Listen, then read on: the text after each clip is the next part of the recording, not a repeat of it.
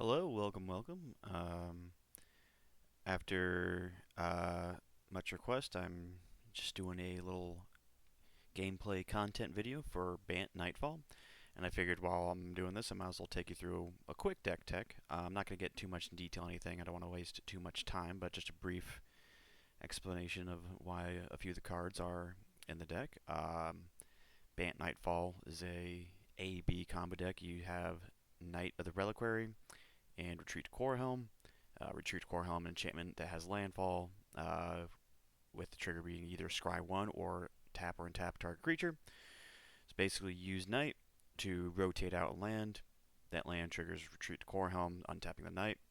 You essentially go through as many lands in your library as you want to, making an arbitrarily large Knight, and then using the utility of the land, such as fetch lands and things like Kessig Wolfrun and etc., in order to get through blockers and make sure you can push the damage through for one lethal swing. Since it's a rotating deck, it also kind of fits in well into a Urza Saga shell. It's not the best Urza Saga deck, but it is one of the Urza Saga decks of all time. That much I can guarantee. So that we have Elvish Reclaimer here, obviously Urza Saga in the mana base somewhere. There we go. And then the rest we're kind of filling in with a kind of Bant tempo-y mid-range slash Bant more Bant tempo slash good stuff. Our top end being Jace the Mind Sculptor, well, technically Solitude, but our real top end being Jace the Mind Sculptor, which is just a kind of flashy top end, but does have a lot of lines of synergy with the game plan. Um, well, let's like work our way. Well, yeah, we'll start with Jace here, I guess. So being able to brainstorm is one good for finding pieces of the combo, but also with the rotating strategy with Elvish Reclaimer and Knight of the Reliquary, you usually want lands that you want to be able to rotate out to be in the library, and sometimes it's really awkward when you draw them. Jace helps them get them back in. Also, the -1 ability actually comes up more often than you might think, just when we're not comboing out, but we have these big threats like large Reclaimers and Knights who just want to push damage through. The -1 on Jace is actually really good, especially if you ramp into it, kind of have a tempo play where you get to bounce your opponent's only threat, and then every turn afterward, you're just brainstorming each turn, which is really great.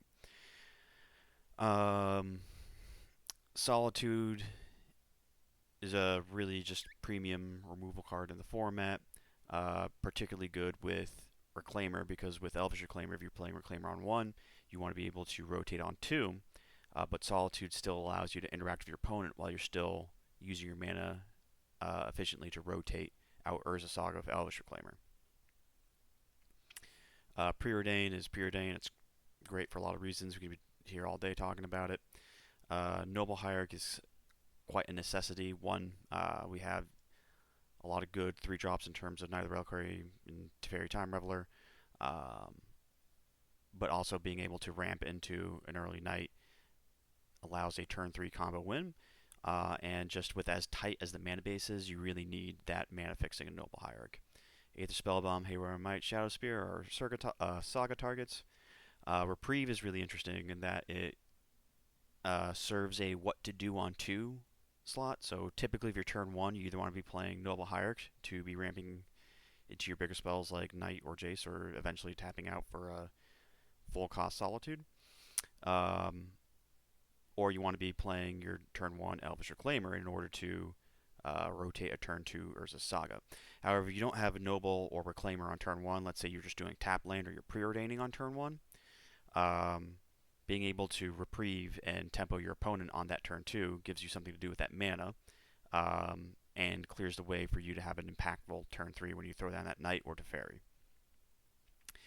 And then Prismatic Ending is just kind of a 2 of the good utility interactive spell.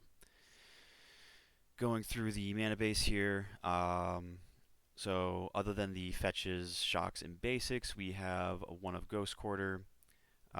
We have a 1 of Kessig Wolfrun. Where's Kessig Wolfrun? 1 Kessig Wolfrun and a Stomping Ground in order to make the red mana for that Kessig Wolfrun.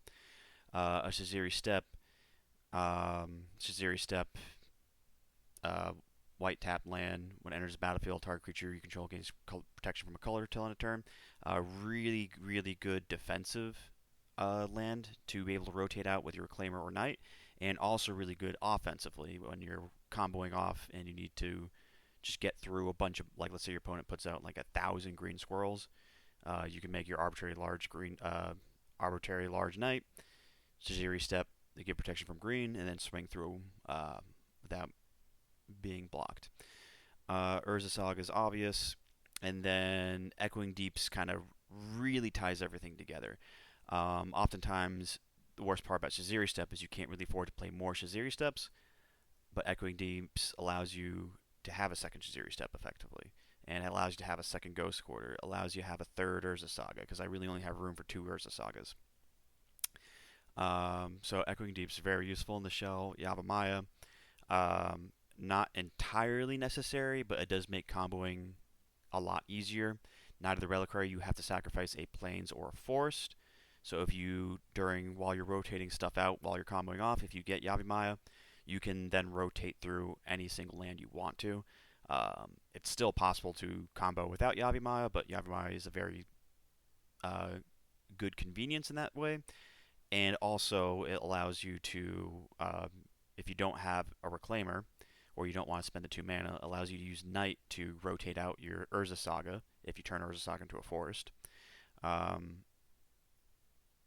So with that third chapter ability on the stack, you can rotate out the Urza Saga, get a new Saga, or whatever land you need to get, and then still be able to resolve their third chapter ability. If we look at the sideboard here, so this sideboard I put together in a pre-Fury ban world. So maybe if Scam is kind of, I mean, I don't know. I guess we're gonna have to see what the meta shapes up to look like. But until then, I'm just kind of keeping it as is. 1 Bojuka Bog, pretty obvious. Pithing Needle as a obvious thing that you can get with Urza Saga. 2 Veil of Summer, Flush of Storms, Path of Exiles, Lavinia's, Leyline Sanctity, Force of Vigor. Just kind of using those good sideboard cards that you have access to when playing the banned colors, and then Bojuka Bog and Pithing Needle being specific to this list, and that's it's Urza Saga list that can get Pithing Needle, and it's a rotation list that can get Bojuka Bog when it needs to. And that 1 Bojuka Bog turns into 2 Bojuka Bogs effectively when you consider Echoing Deeps. Remember, Elvish Reclaimer can rotate any land out, and if you have Yavimaya out, Knight of the Reliquary can rotate any land out. So if you have Yavimaya and a Knight, you use Bojuka Bog, you can then sacrifice that Bojuka Bog, which is now a forest, to get Echoing Deeps, and effectively getting your second Bojuka Bog. Or without Yavimaya, you need at least Elvish Reclaimer. Alright, so that was a very quick, poor deck tech, but the point of this video is not to really do a deck tech, I just want to get into gameplay ASAP. So let's start a league and see how that goes. Alright, we got into our first match here. Now, remember, the point of this is really just to show what play patterns I'm looking for when I'm playing the list. I'm not really... this is really more of just a demonstration. So that being said, hopefully we can at least get a couple good games where I can show what it looks like when you're winning. And also, I'm not very moto savvy. And furthermore, when playing this deck, especially with the combo, there's a lot of clicking involved. So just forewarning, very possible that I might be timing out on a couple of these games. But hopefully we can get some good content in there anyways. Alright, so this hand, so we are on the draw. So I wouldn't mind keeping a no 1-drop hand with reprieve into 3-drop, but we don't particularly have a 3-drop nor blue source to cast this preordain. It is kind of tempting to keep in case our opponent plays like a mana dork or a 1-drop. We can curve into Prismatic Ending, curve into reprieve, and then hopefully find a blue source, or just start making Urza Saga tokens by turn 3. Actually, yeah, that does sound pretty good. Alright, you know what, let's keep it for science. Let's see what happens.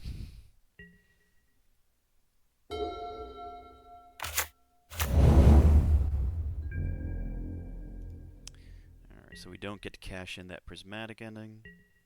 Draw a blue source. But at least we get to run out of spear, which doesn't accomplish much. So maybe the force science hands are not good ones to keep when I'm trying to do a proper demonstration, but we'll see where this takes us.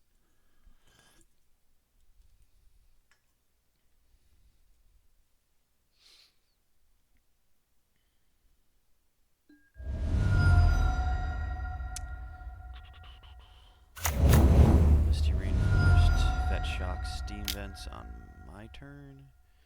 Oh, looks like Living End. That would be my guess. So Reprieve, actually pretty decent in this matchup. And we're going to be able to hold up to Reprieve the Living End while being able to make Urza Saga tokens. So at least that's something that we can do here. Unless this is not Living End. Isn't Living End like Sultai colors? What's Steam Vents for? Maybe this is not Living End at all.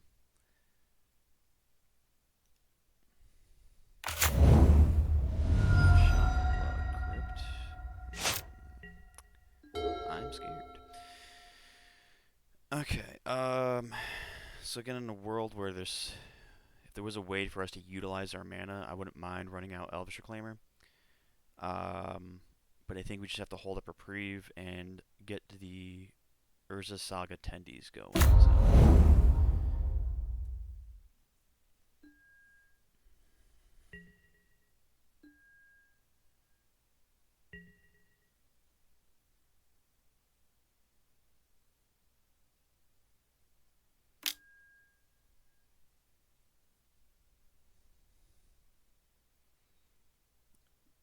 Feels like this should be at least a Living End deck. To be honest with you, I haven't played against Living End in a little bit, so maybe the list has just changed drastically since last time I played against it. And this is actually all quite normal list stuff. Okay, so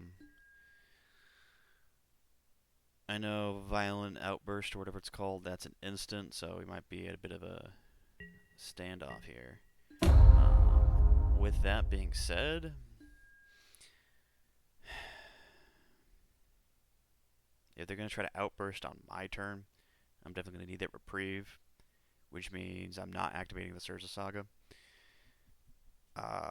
And if I'm not activating Urza Saga anyways, I might as well go Forest and run out this Reclaimer. And that way I can, if I get to cash in the Reprieve, I can rotate the Saga out when it goes to Chapter 3.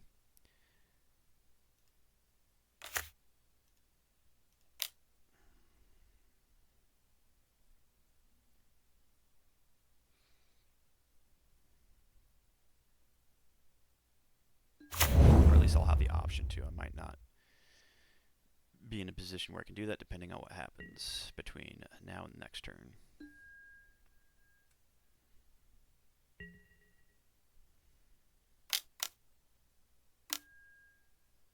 Okay, so we let the Cascade resolve.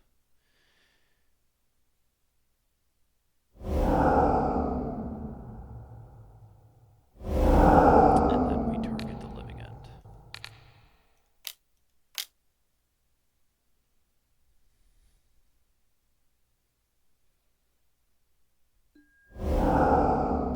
Force of Negation. Wild. I might as well just throw Solitude in the graveyard at this point, yeah.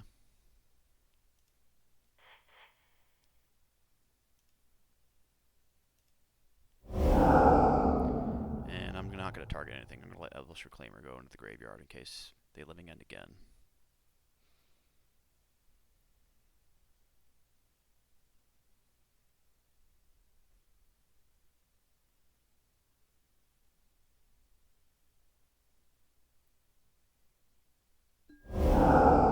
Oh my gosh.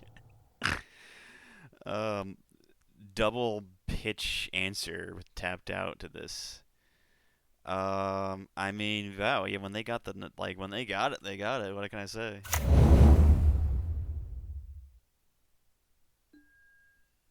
Oh man. Alright. think at this point we gotta put it on the bottom and like hope for like the nut draw with knight and getting the combo.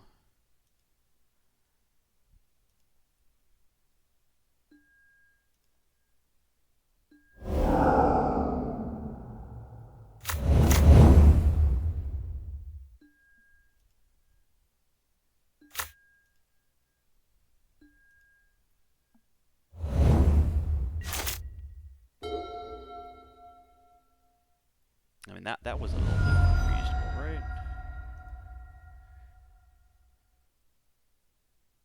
Like I shouldn't expect that living end's gonna have those answers in those order every time on turn 3, and that there's nothing you can do about it. I think this living end, I mean, like I said, I haven't played it in a while. Particularly with this version of the list, I don't even think I've played it for real. Wait, what? I don't know what's happening here, but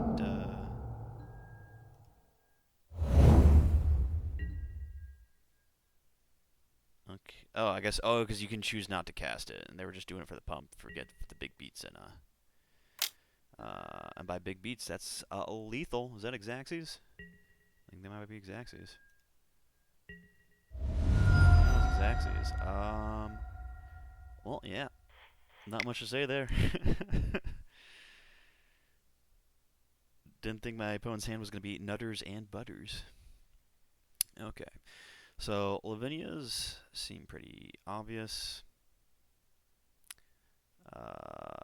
Flusterstorms, I think, are pretty obvious. Bajuka Bog is pretty obvious. I don't really think there's much point in Pithing Needle. Like, I can, like, turn off one cycler, probably just waste a card there. What do we take out? Prismatic Ending, very bad. I think just kind of keeping our combo live as much as possible is a good counterplay. Especially if we have like a lock like Lavinia to ferry out.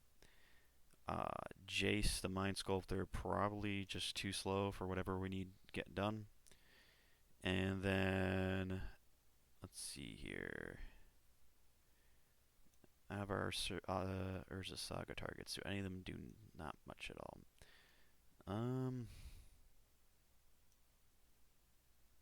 Aether Spellbomb at the very least can draw a card. I don't even know like what AOR might can target, so I'll probably just take that out. And at least Shadow Spear, if they're dirtling around doing nothing, can put the beat on with the Urza Saga tokens. Oh wait, we're bringing in a land, so we gotta take out a land. I keep forgetting that. So in this matchup, I think Ghost Quarter's pretty doesn't do much.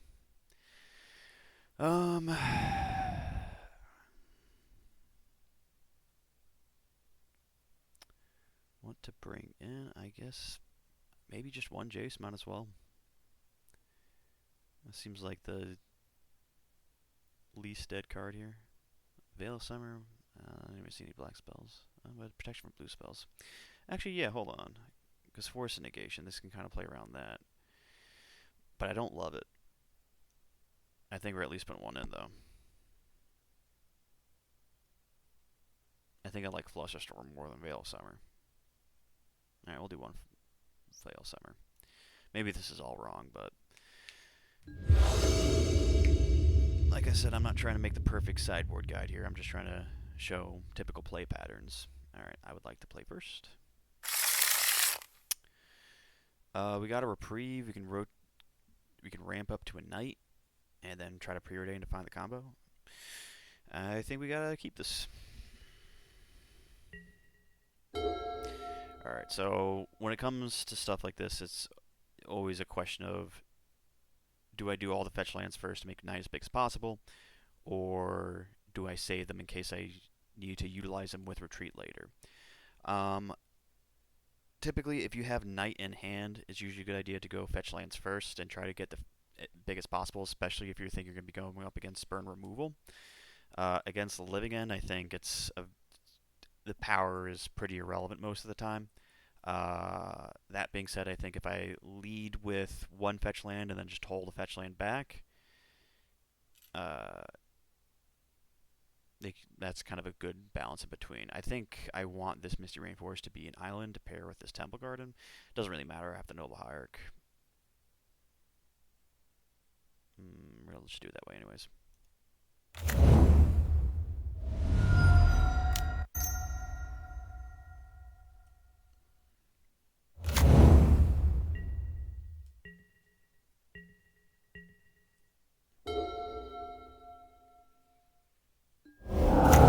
Oh, grief. Yeah.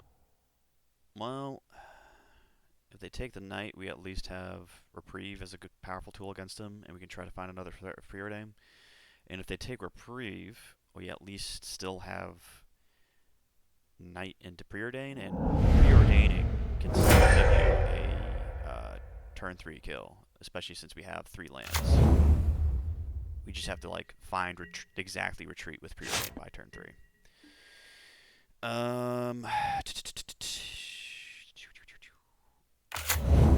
just get an island for old time's sake.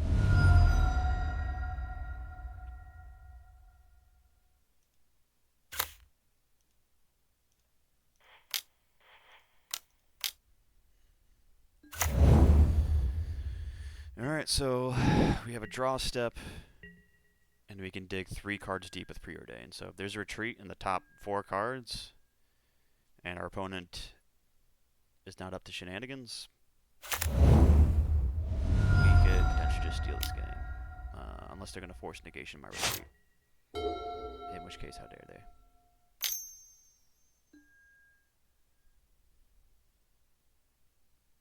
Oh, I gotta respond and stuff.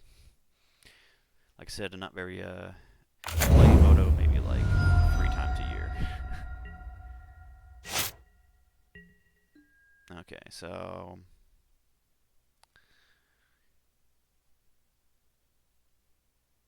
Well, that's not a retreat. I think I'm going to fetch first just to shuffle it down. Typically...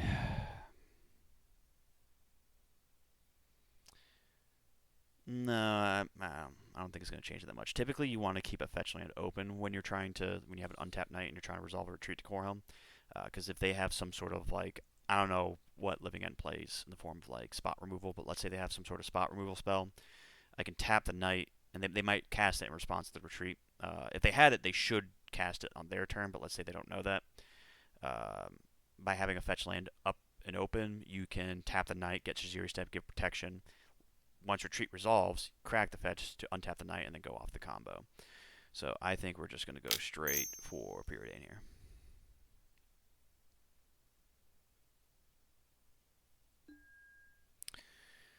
So we definitely don't want Jaziri Step. There's maybe an argument for Solitude, so I could cast Solitude, pitch Solitude.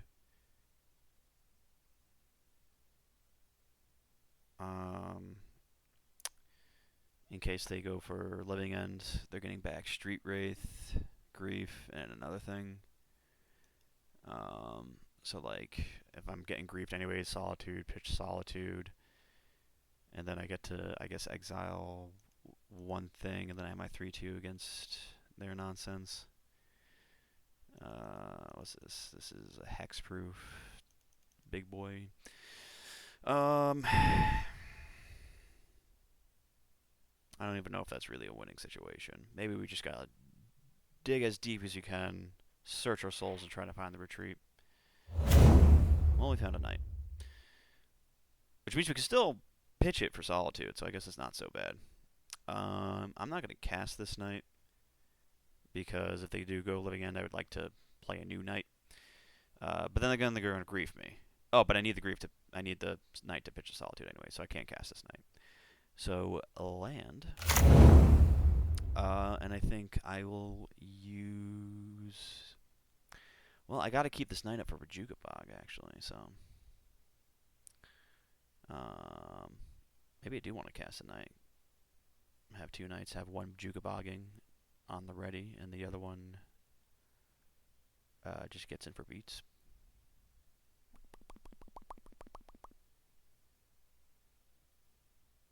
I don't hate it. Let's do it. My fear is like, if they like still try to remove this knight, I'm forced to tap it for Zeri step, and then they go off, and then I can't get Bajuga Bog. But I don't think they're like I don't know what form of removal this deck has, so it's kind of hard. What do my lands look like? Temple Garden. That's. I'll just get a forest, and that's what I'm gonna end up rotating away.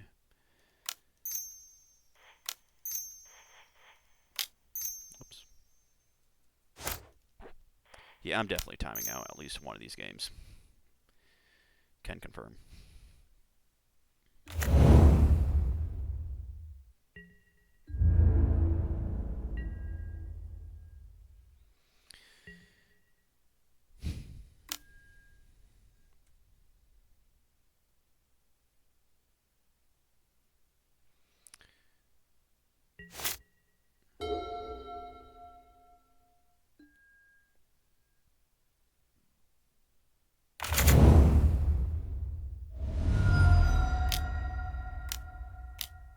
Sure. Resolve the cascade. Make you cast a spell. I will in response.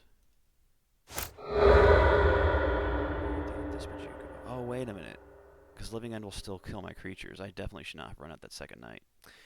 Yeah. If only I knew how to play this game, we'd have a better shot.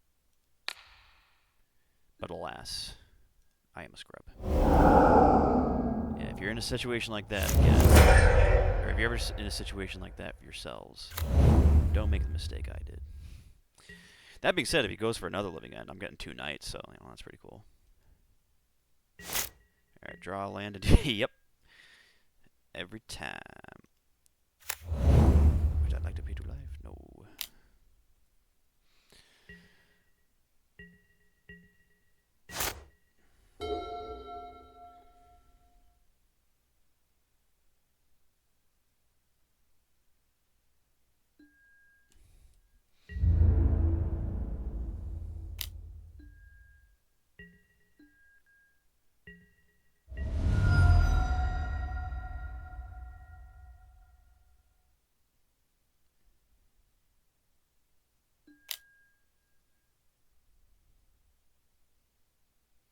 Man, that thing's got Turbo Menace. Psh.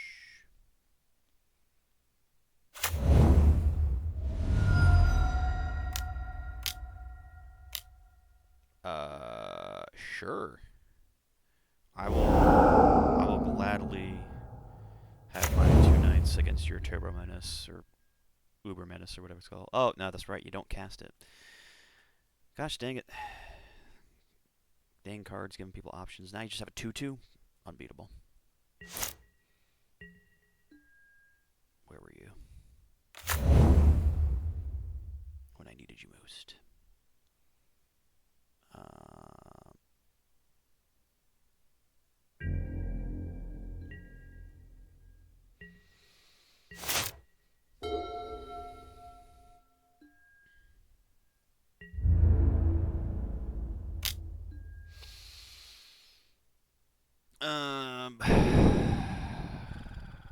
If I fetch shock, I'm taking an extra 2 anyways. If I just take 4 and do a regular fetch, I think it comes down to even, but then, like, I can't cast my spells next turn if I want to cast something. Alright, well, let's do it. We got double blue, we got double white. We only have 1 green, but greens... We don't have any double green spells. I might want to go for Stomp. Oh, well, Stomping Ground's green. There you go. We'll go for Stomping Ground just in case we draw into it, because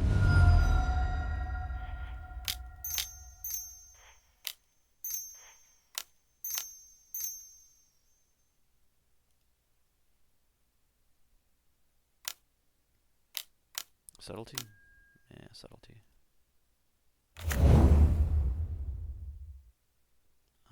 I think I just have to put it on top as much as it sucks.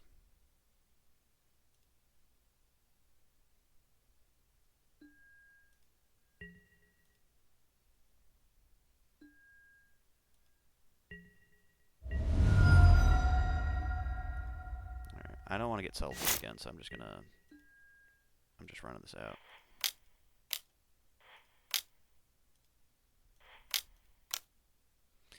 Yeah, I think I failed the Knightfall Nation by running out that second night. For some reason, I thought like Bajuka Bog, in my mind at the moment, like Bajuka Bog just outright canceled Living End altogether.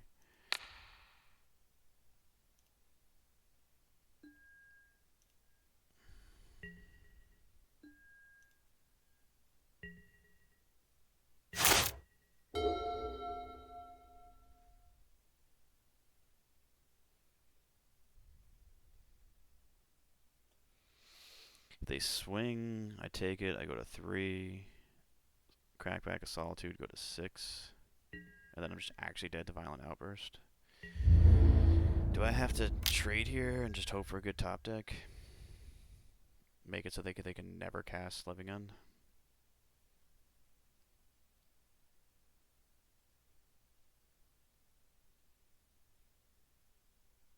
Yeah, I think that's what I want to do. Come on, top decks.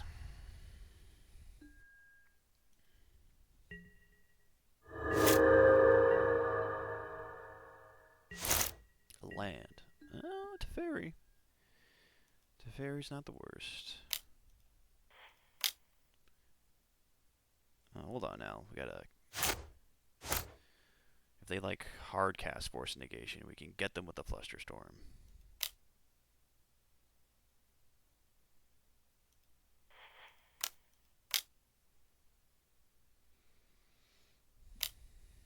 Hard cast Force Negation. Subtlety. I'm at 8. I mean, it's not like I can... Well, I guess it's the matter of top or bottom, right?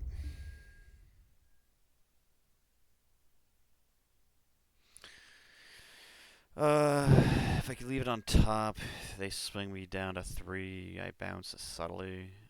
Never resolved was his creatures and planeswalkers. I don't think I'm getting a better top deck, though, so might as well keep it on top. Yeah, that's disappointing.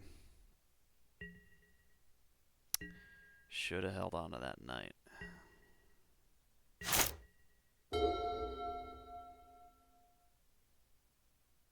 Not dead to Outburst yet.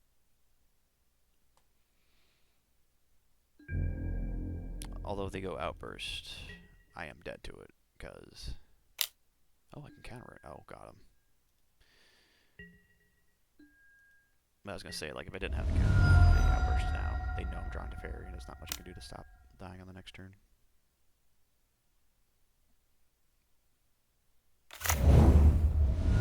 Shocking. Oh, no. Sure. Yeah, now I cannot prevent myself from dying. I'm not even gonna let you see the Flusterstorm, even though you won the match. But yeah, that was unfortunate. Should have held that night. Bajuka Bog does not counter Living End outright. I still lose my creatures. That was a silly misplay. But we're not here to win. We're here just to demonstrate.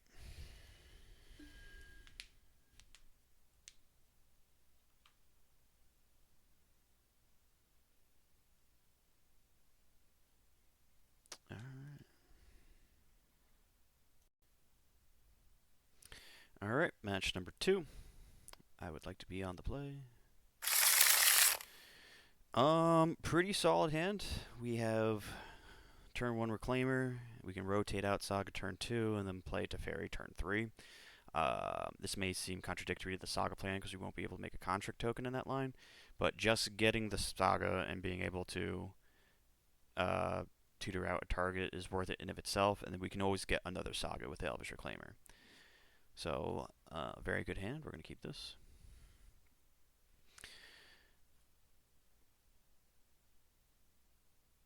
And in a situation like this, I think I'm just going to fetch for a regular Forest to save my life, and then also I can just choose that Forest to rotate out when I go for the Urza Saga. All right, that's assuming my Reclaimer doesn't get like bolted or something, but you know, if that happens.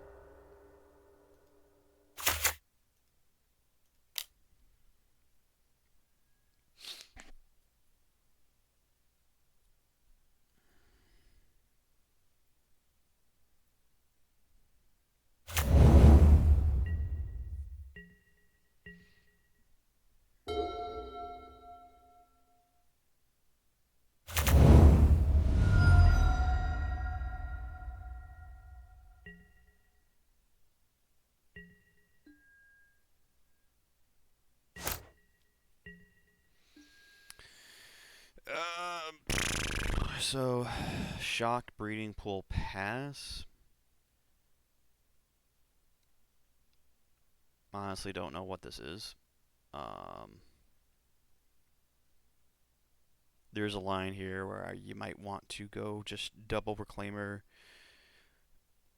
fetch Shock Hauled Fountain Preordain, and then next turn, like, forget the Urza Saga idea, just swing for 6 and play it to Fairy. That's definitely more aggressive and generates, it gets the Urza Saga stuff going slower than just going for Saga, but if opponent is just going Breeding Pool Pass, I think we might want to take the more aggressive play here. Am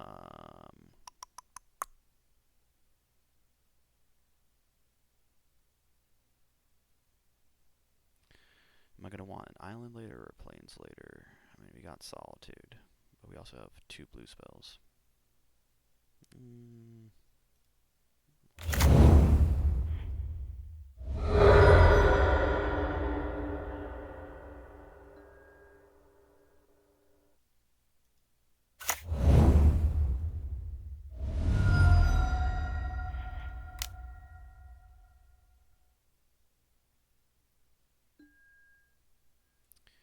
Don't need a land. We probably don't need a 3rd Reclaimer.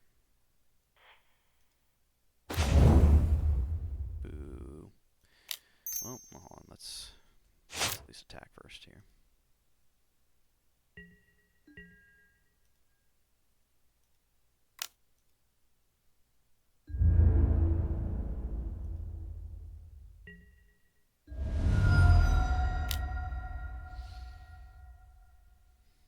No, let's not. Oh, Living End again? Teferi's going to be real good.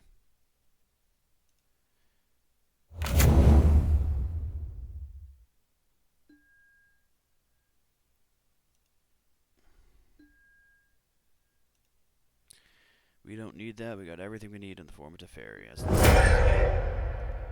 Subtletied or Force of Negated, which apparently players play that one. Alright.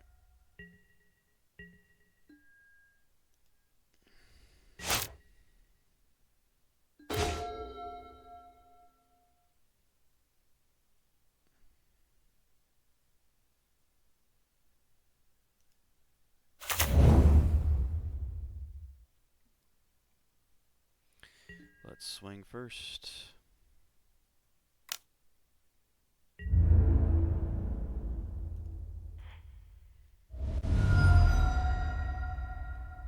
Get a Plains, I guess.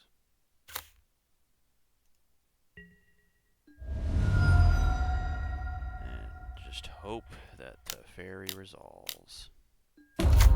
Ayo. Can they deal damage to this? Like, is there any reason not to minus here? They can just play with 2-2 for the sake of playing a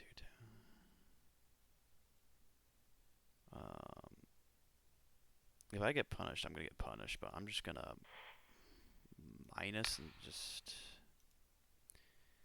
see how I lose by minusing.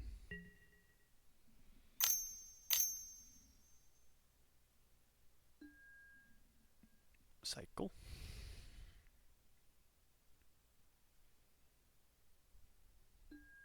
And cycle. So we know we got Overgrown Tomb and Breeding Pool in hand, and 3 unknowns with a draw step.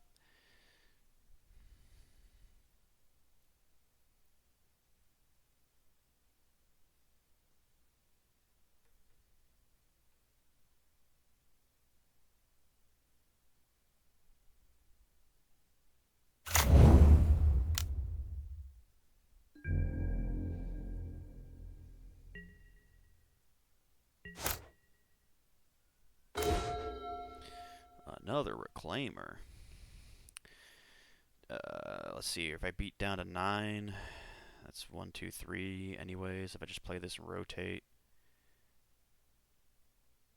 it's still the same clock, so I might as well hold this back and rotate. We're going to play this Reclaimer. I need to leave 2 open, so probably just land, Reclaimer, Haywire Might.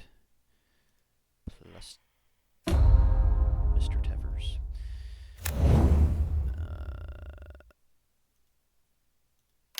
Please reclaim. Nothing's gonna happen to Yavimaya, but I'm scared. I'm gonna play this Haywire Mine off of this plains. And then I'll pass the turn.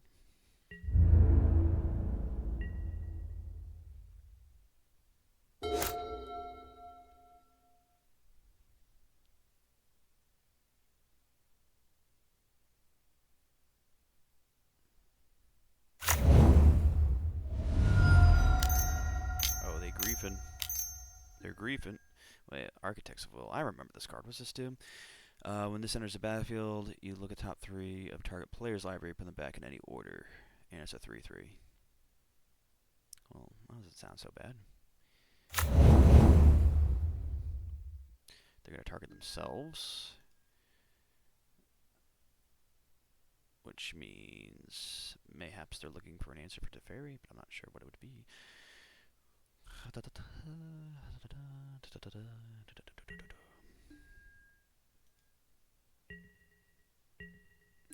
let's rotate out a Urza Saga.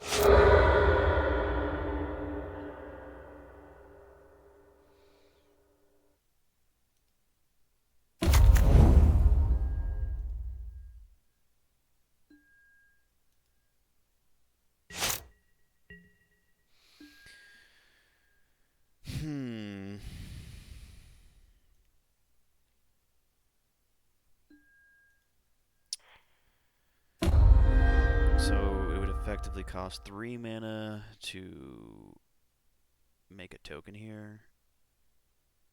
Or I can just retreat, land drop, tap it down, swing for 6, and hold with the fetch land in case Teferi needs protecting.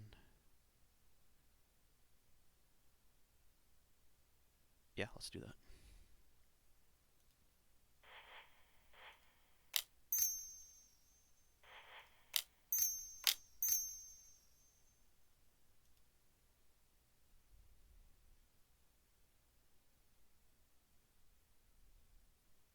Retreat to Corehelm. Excellent offensive card. That's the whole reason we play it.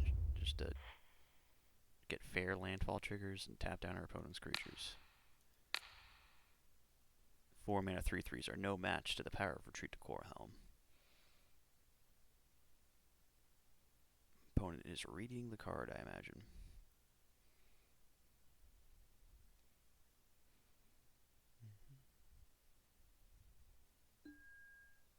Yes, usability. And we'll hold back Haywire Might to block, should they try to get in frisky, and then we have the fetch land backup plan in case they make that a non-option.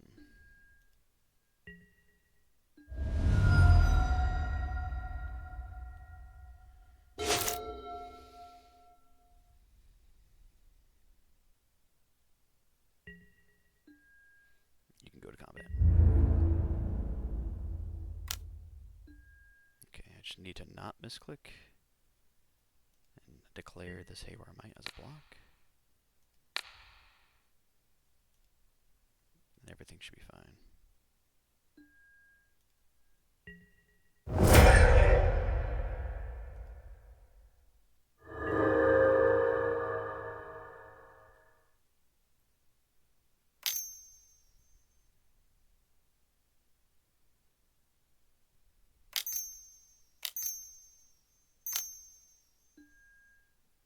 Sure, I'll tap that one down.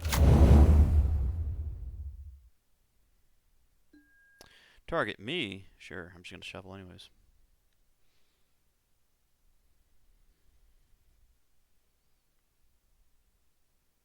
Probably just looking at that sweet, sweet information to figure out what I'm doing in this deck. I guess stopping around just in case, yeah. We got 1 blue. We might need double blue. We'll get a breeding pool.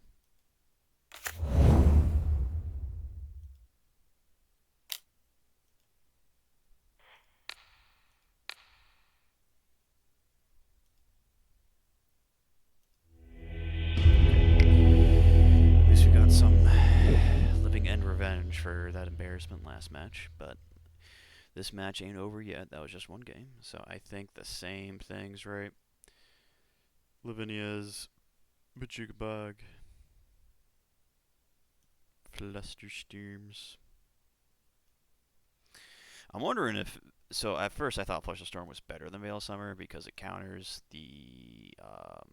it counters Living End as well as defense against Pact of Negation, but the subtleties kind of made me realize that, like, maybe Veil Summer I'm undervaluing in this matchup. Draw a card of the opponent, spells you control can't be countered. Permanent control getting hexproof. Okay, so subtlety still gets around Veil Summer anyways. So maybe Flusterstorm still is the better option. Okay, so he brought out a land, so let's take out a land. Ghost Quarter doesn't do much. Do they play basics? I don't think I want to like try to strip mining my opponent with my one Ghost Quarter. I don't know if that's the way to do it. Maybe I'm wrong, but Prismatic Ending's pretty bad. All that's for certain. Haywire Might, I don't know what Haywire Might's supposed to ever target in this matchup. So like those are the definitely bad cards, and then we just gotta trim something. And I think we're trimming a Jace. Maybe just cut second, get Jace for Veil Summer anyways. That sounds like a plan. And do I have room to fit in a second Veil Summer just in case? Because it does get around Pact of Negation.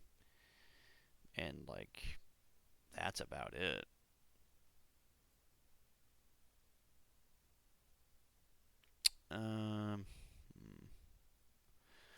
This will be a learning moment for me as well. I'm just gonna do the one Veil Summer until I need to like look at a living at the list from like this month or whatever to figure out what the hell's going on with that deck nowadays. Okay, on the draw, 3 lands, Reclaimer, Teferi. So turn 1 Reclaimer, turn 2 hold up a Jukabok forever after getting Urza Saga. And then also Teferi's a house in this matchup. Probably just have to keep that, yeah.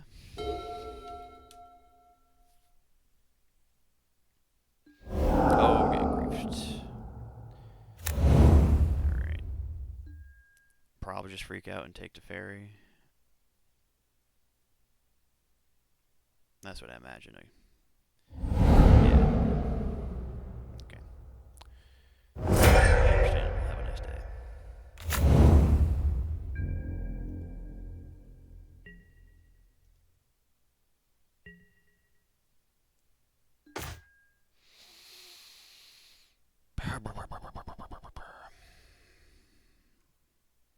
I'm going to shock Breeding Pool because I think that's the one I want to rotate away. So that, like, if I have a reprieve, I can shock and Hollow Fountain. And then if I don't need a reprieve, which I, like, let's say like they tap out and they can't outburst, then I can rotate away the Breeding Pool, but also have the option to reprieve. So we're going to shock in.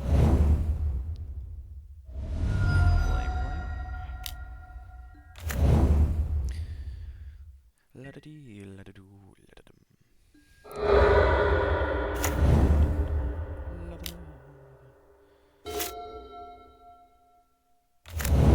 So nothing to cycle on that turn, and playing a tapped Overgrown Tomb, which may mean they don't have anything to cycle. They might just have a super reactive hand and don't even have anything to cycle because they're just scared of me. That's probably it. My turn. Well, we got the combo assembled. Well, not assembled, but it's in our hand. Do you think if I shocked Hollow Fountain, they'd respect Reprieve? Maybe. But if I go Island, they might not respect Bajukabog. Pass the turn.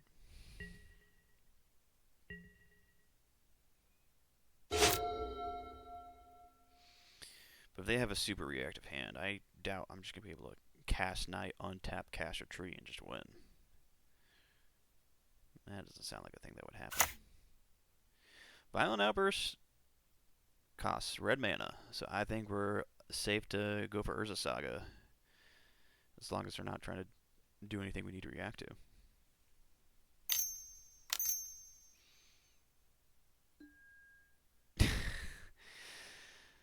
I don't know, do I even Bojuka Bog here? Well, I don't want them to grief my combo away. And they seem pretty SOL otherwise, so I think we'll go for the Bog here. Make them cast a spell, though.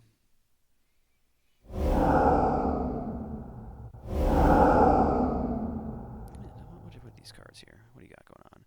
Outburst, Curator, Troll, yada yada yada yada. Brazen Borrower, Street Wraith, Wake Up, blah blah blah. Violent Outburst, Street Wraith, Curator, Charlotte's Agent, Otawara, Steam Vents, Force Negation. Otawara can get rid of Planeswalkers. Yeah, I guess that's their only out to that. But there's no damage-based things other than like attacking. Okay, let us bog.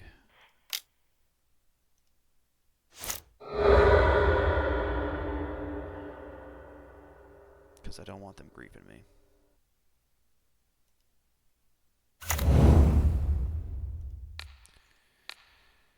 And then the idea is like just keep passing continuously to get second in case they think they like baited it out of me. Oh, I can't. I keep forgetting that Bojuka Bog just does not outright counter Living End. That is a big blunder. Alright, well, maybe, just maybe, their hand is bad. And, ooh, I mean, well, no, they can't, like, refill their graveyard Living End again.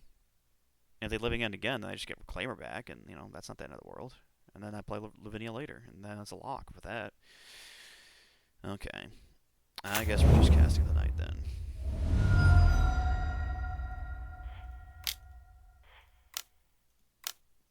Subtlety? No subtlety. So, alright.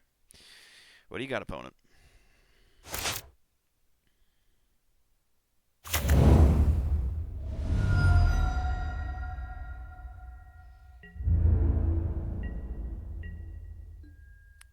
Lets us untap with Knight. We have a land drop to make to untap it in case they try to do some shenanigans with a treat on the stack. I don't think they can instant speed Living End without red mana, so maybe they have Otawara. Can't give protection from colorless, so Otawara would answer it, but let's run this out. It'd be great to like kind of run a land out and keep a blue mana open just in case like they do Otawara, and so I can preordain later. But yeah, is like there anything else they call on? Is that the play here? Like, what else can they do to interact with my Knight, if not Otawara? Brazen Borrower. Okay. Alright, we're not running that land out then.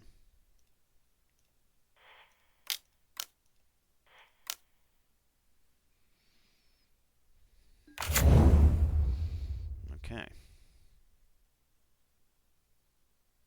Now we don't have a fetch land, but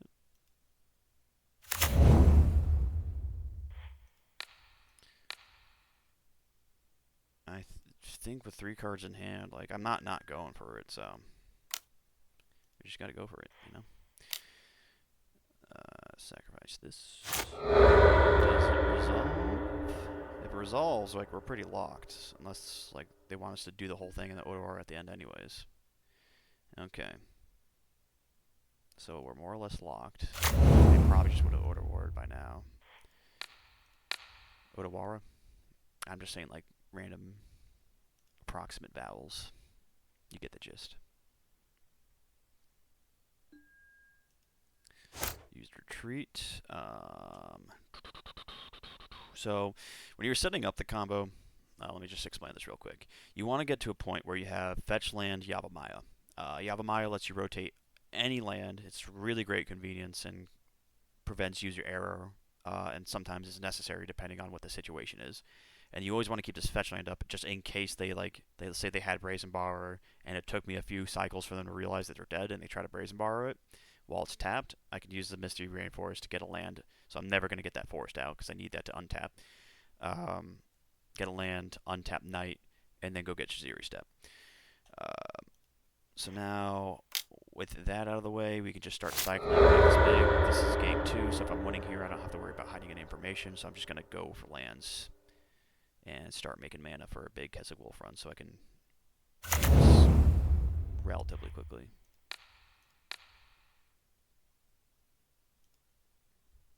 But if this was like game 1, I'd maybe want to think more carefully about the lands I'm getting. If I'm able to combo kill without showing, for example, Shaziri Step, Urza Sagas and Ghost Quarters are kind of more obvious.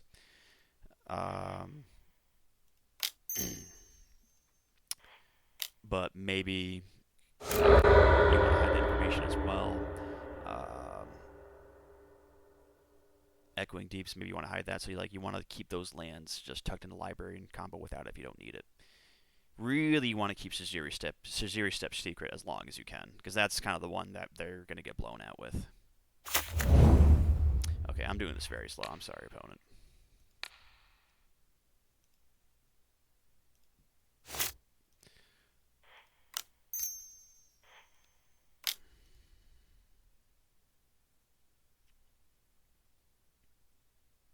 Sacrifice this.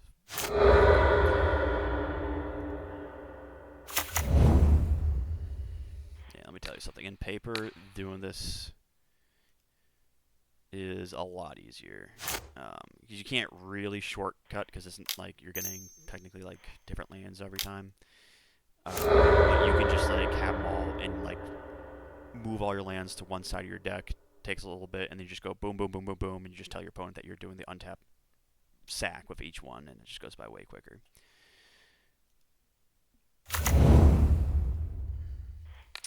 So as not to waste any time, we're going to try to just go for Xaxes here, and we always have that fetch land to restart in case they like do something crazy to like gain a little life or whatever.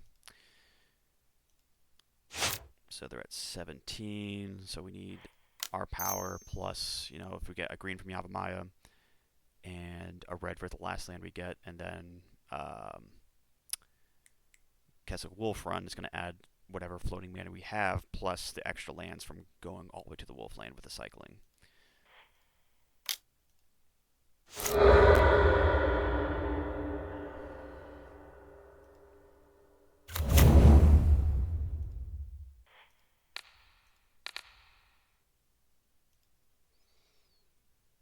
And if they are slow rolling Otawara, we can at least like generate some mana afterwards. Well, they would do it in combat, so we're not generating anything. Maybe we generate it now and just cast Lavinia and preordain. Yeah, let's do that.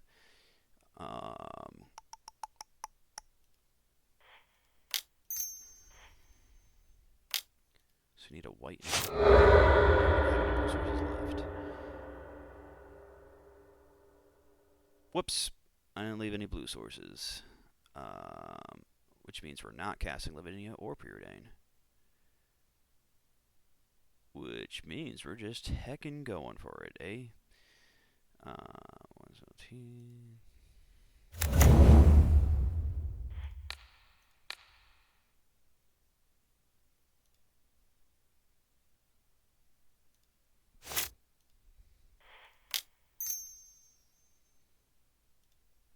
Nope.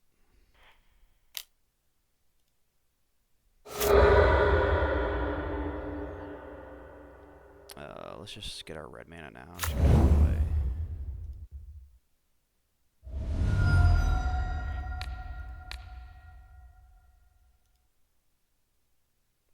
Like they even like if we're not doing anything else, if they use Otawara, I don't think they would let us go this far, or at least not try to do something to stop it. Because if they're thinning out our deck, we're also never going to have like bomb top decks for the rest of the game, so they're probably just dead here. Yeah, I'll shock for a Temple Guard. Alright, so let's take a little count here. Knights at 12. We have 7 mana floating. When we wrote this away for Keswick Wolf run, that put Knight at 13. So that's 20, so we kind of went a little further than we had to. So much for perfect math, which is a skill you do kind of want to. Like, it doesn't matter as much now if we presume that we're winning the match right here.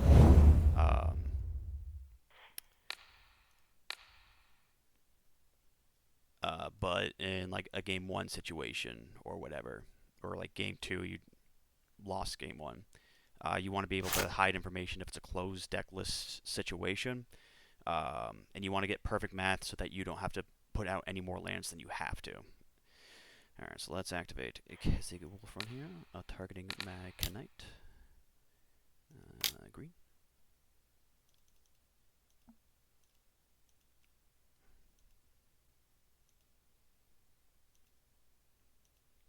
Pump for 7.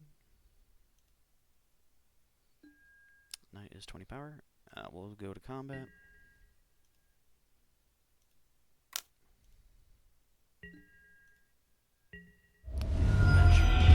Alright, so we got O2'd by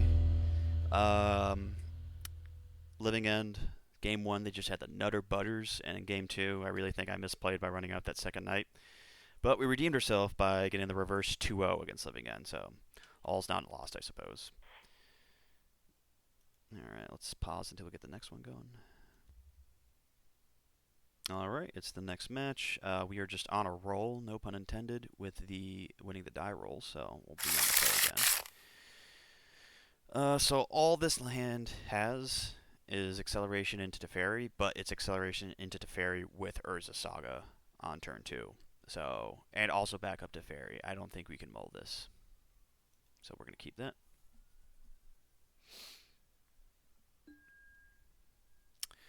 I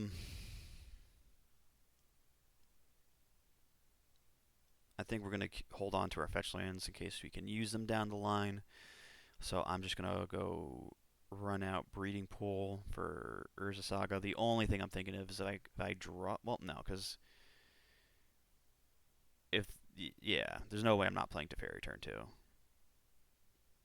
Only thing is if they like kill my Noble Hierarch and I draw Reprieve, I'm going to feel a little silly. Yeah, I would feel silly in that situation. If I play Noble Hierarch, they kill with a Breeding Pool, and they kill Noble Hierarch, and then I draw Reprieve. I'd much rather have used a Temple Guard in that case.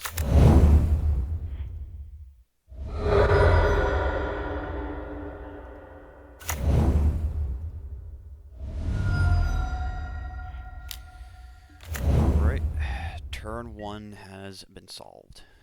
Let's see if we can make it to the rest of the game.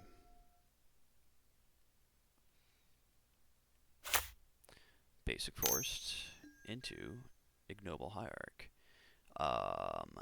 Probably Dogmoth, I would guess.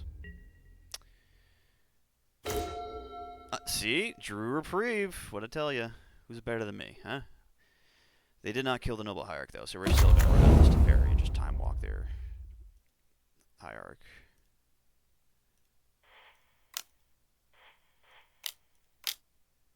We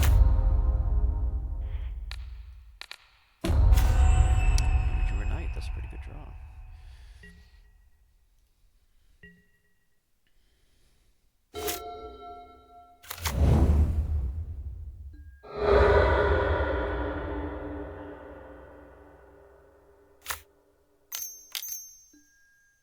Wall of Roots into Ignoble Hierarch. Alright. So, lots of options. Alright. What's very obvious is plussing this Teferi at the very least. So, one option is to run out a land and just leave up... Actually, we can like run out a land, play Elves Reclaimer, leave up Urza Saga activation, or if they try to go for like a Court of Calling, which I don't know if they would do that main phase, but let's say like they see Teferi, so they'd have to go for a main phase. Okay. Yeah, so let's say we run out Elvish Reclaimer, hold up Urza Saga activation, they go for Court of Calling main phase because they have to. That'd be a pretty nutty reprieve. And then if they just turtle around, we get to activate Urza Saga. Alternatively, playing Knight of the Reliquary seems very tempting here because that's our big main threat. But if they go like land, wolf, wolf, make a mana with Wall of Roots, they can't go for. I don't think they can go for Yawgmoth on that turn, but maybe they try to cord for Grist or something, or they make some sort of big play. I think it's going to be a lot safer, and we're not losing much value by doing that route. Now the question is, do we want to use fetch land or nah? And I think nah. Like, we're gonna get this to 3 by the next turn, or we're gonna get 3 lands for Reclaimer by next turn, no matter what we do, because Urza Saga is going to the graveyard, and then we have a fetch land we can use next turn if we have to. So I think we're just gonna keep that just in case, like, we get retreat and they kill the knight, and we want to get some value out of the retreat. So shock.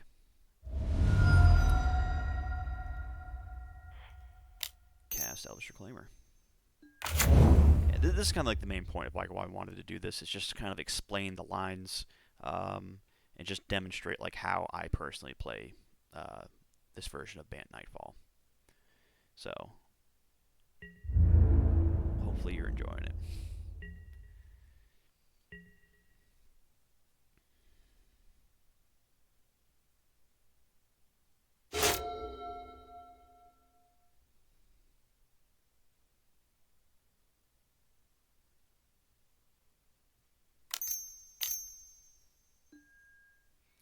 Another one.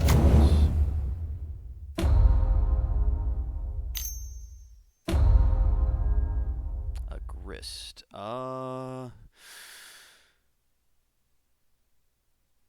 Do we care about that? Or do we just make a token? I mean, I feel like I want to cash this reprieve in eventually.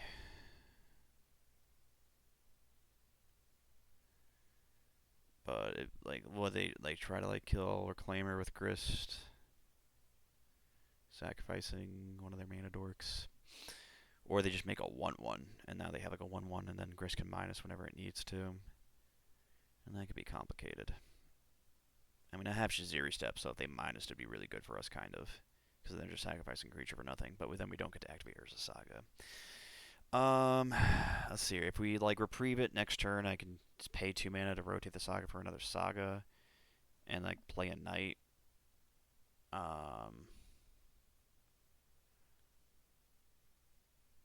I'm guessing they're just missing the land drops. I think we should reprieve here.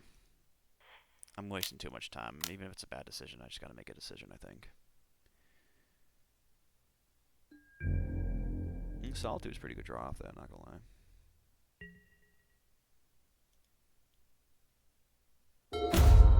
Okay, so with this on the stack, if we do 3, we don't have enough mana to activate and rotate it, so it's one or the other. We can get Might, which does, unless they have Cauldron, does nothing. They might have Cauldron though, so maybe we just go for Knight to be safe. We can go for Spear, or we can go for Spell Bomb and bounce a Wall of Roots. That'd be kind of funny. They're still just they could still just play Grist anyway, so it's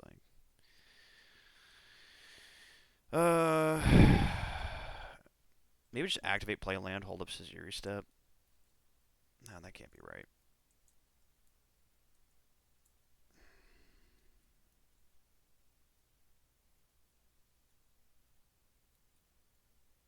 Let's just rotate it. I think when in doubt, rotate it out. That's what I like to say. A lot of options here. And I'm not saying per se that what I'm deciding right now is the best thing to do, but in situations like this, I tend just to err on the side of rotate out Urza Saga. Okay, let's get a thing. Haywire Might, just in case Cauldron pops up. That's probably the safe, respectful thing to do. And then if we run out a knight, then they just grist and kill the knight. So maybe we just run out another reclaimer, go fetch land.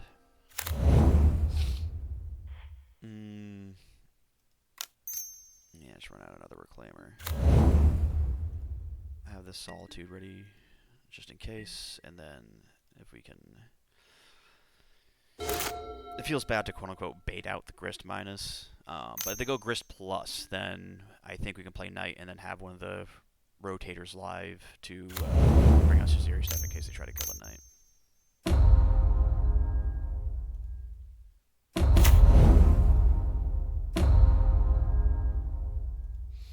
Man, the gang's all here.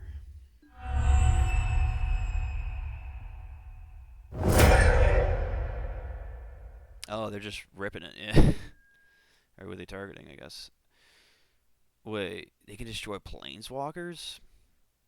Grist is too good, my guy. Well, I guess that happens. Not much for me to do about it.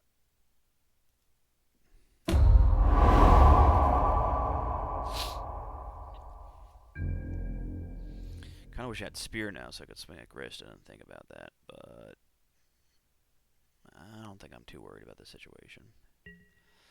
Do I want to just fetch for the sake of fetching?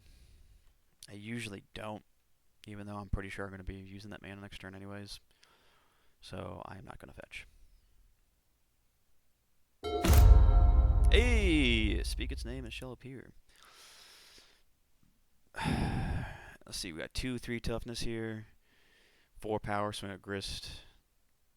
Gotta block a lot of things. And then Solitude. Or just play a knight. Hold up. No, I don't, because I don't have to hold up. They already ran out the Grist. I can also play out to Fairy. Man, this is like where the other half, like the first half of the skill requirements for this deck is learning how to not brick yourself while trying to combo. The second half is to learn how to play like Bant, Tempo, Urza Saga good stuff and be optimal in that sort of deck. Let's see here. 1, 2, 3, 4, 5 mana sources. I think we need to like respect Yawgmoth at any given time. Solitude will certainly help, but if they land a Yawgmoth here, it's kind of bad.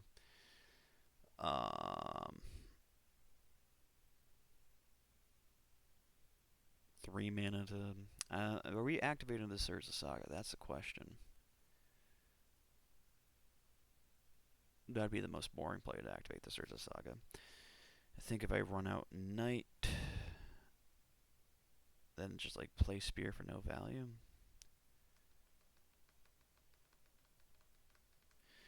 Three mana to play Spear and equip it to one of the Reclaimers. Swing with both at Grist.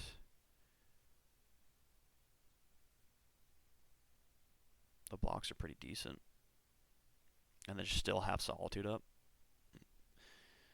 It seems like a tacky play, but I think it's the play I'm going for.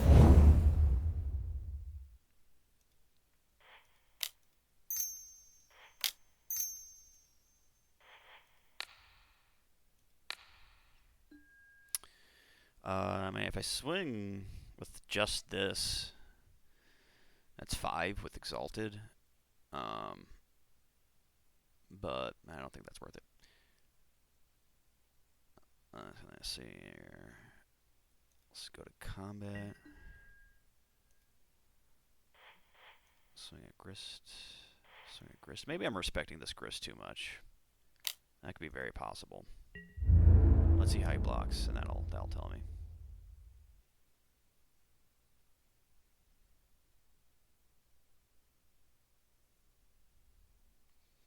Or they block, I suppose. I don't know. X Seller 8. I don't know if that conveys any sort of gender. Yeah, so maybe I am giving too much respect to this Grist because they're just letting it die. If I fetch, I gain life. And that's about it. Probably worthing if this gets into like a slap fight.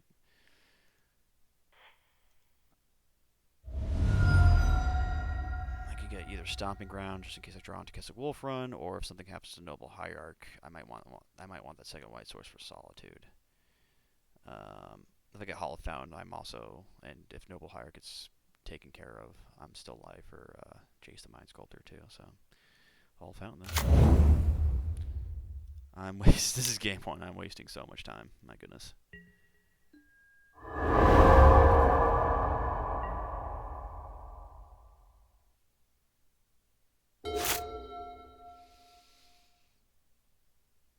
Alright, I might shut up for a little bit and just trying to get through this game. Oh, that looks like Yawgmoth mana. We got a Yawgmoth. He starts popping off. Nope, we can't let you combo kill us, so probably pitch to Fairy. I think it's Fairy's not doing too much in this situation at this point. Alright, so you're going to draw a bunch of cards, but you're at least not combo killing us on the stack.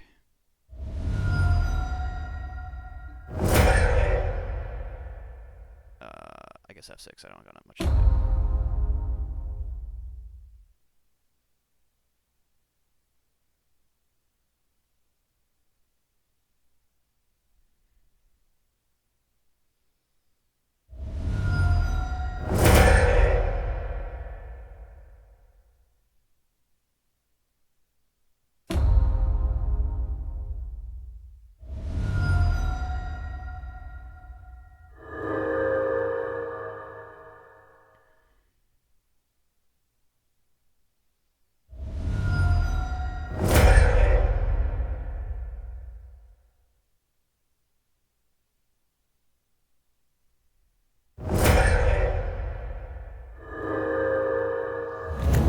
18 life with 3 cards in hand now. As long as I don't get another Yawgmoth, though, I'm perfectly fine with this, because they're just little duders. Shouldn't worry too much about that. So I definitely want to play Knight, and probably Reclaimer here, which costs all 4 mana. So I'm just going to float for a colorless and let it go to the graveyard, and I can, if I want a third or a Saga, I can always get Echoing Deeps to get a third one, if it comes up to that. Alright, so I guess all that's left is Aether Spellbomb. A response? Oh, because you don't want me to name Verdant Catacombs of the game. Understandable. Have a nice day.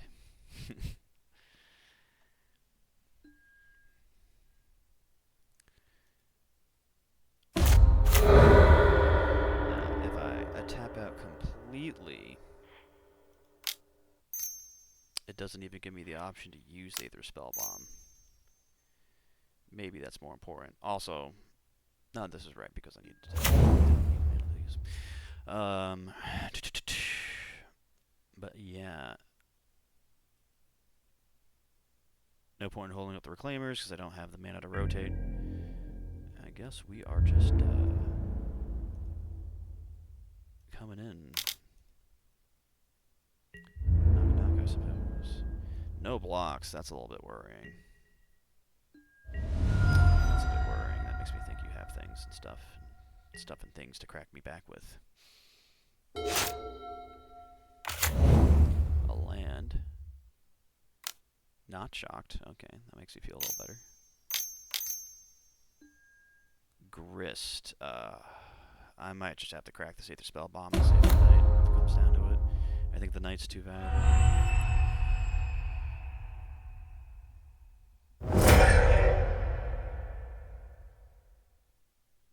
Yeah, I'm just going to have to save my Knight here. It's too valuable.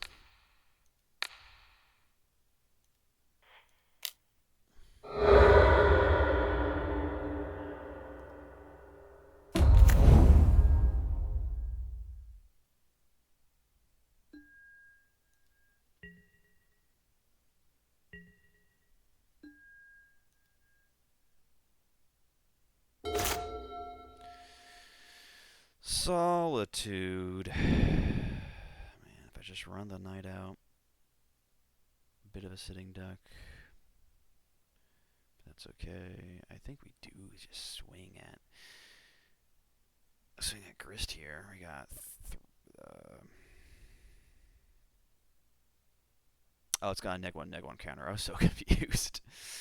I mean, so we can still swing for 3. They can't kill it on defense. Yeah.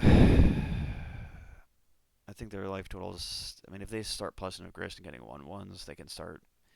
I mean, they probably have enough to cord for whatever they need, but... I don't know. If I swing at them... And they just make more 1/1s. More 1/1s chump block the thing that doesn't have Shadow Spear on it. I think I just have to swing at grist, as dumb as it feels. And again, I said I was going to stop talking, and yet here we are. Wasting a lot of time. Down to 10 minutes on game 1. I apologize to my opponent. I apologize to you people when I time out in game 2 and lose anyways, even if I'm winning. Not to say that like I'm winning now or I predict myself to be winning, but I just think that'd be a very me way to lose a game.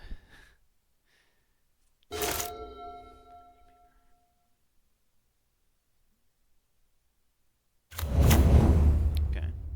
You could have used that Passeju, little do you know. I mean, you should know. She's Shadow Spear right here. I mean, I don't... Uh-oh. Uh-oh. Uh-oh. Uh-oh. Are we conceding? Cord for 4, and we concede. Okay. 10 minutes to win 2 games. And I got myself in a pickle. We're going to get the Bog and Pithing Needle. Bog is much more useful than Ghost Quarter in this matchup. Lavinia, actually pretty good against Cord, so that comes in. Honestly, like, I did not see Cauldron, and I know Cauldron's really sweet in Yawgmoth, but I still have a feeling that there's a lot of Cauldron haters in the Yawgmoth community. Maybe I'm wrong, and it's just everybody plays it, and I should just assume it's there, but until I see it, I'm not too confident bringing in, like, Force of Vigor. Even if I saw it, like, I don't think Force of Vigor is correct. I think like the question of whether or not to keep Haywire Mite in is more where that's centered around. All right. Jace is too slow. I'm on the play, so the Noble Hierarchs are going to stay in.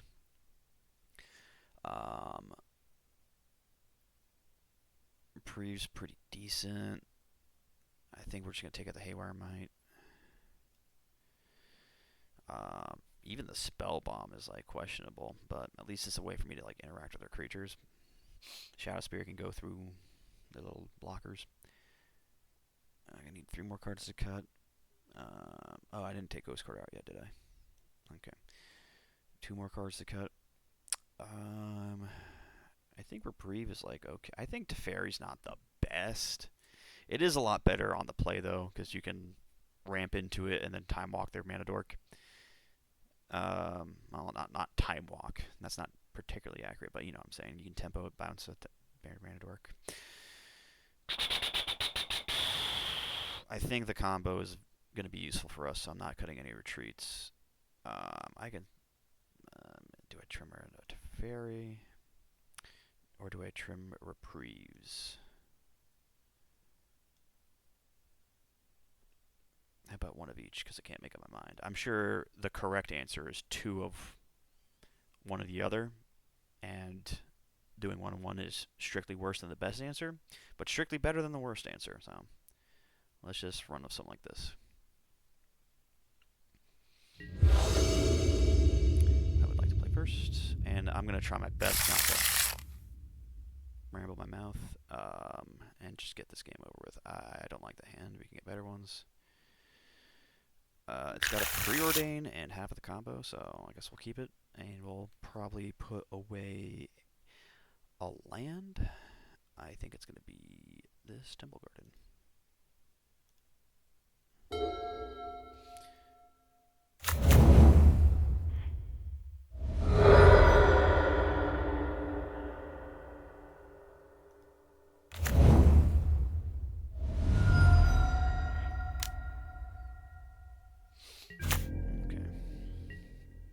commentary taking a little bit of a backseat right now as I just try to make gameplay decisions. It took me 15 minutes to lose a game, so better than that.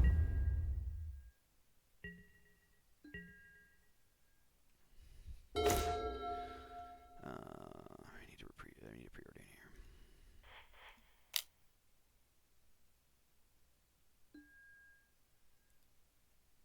We don't want none of that.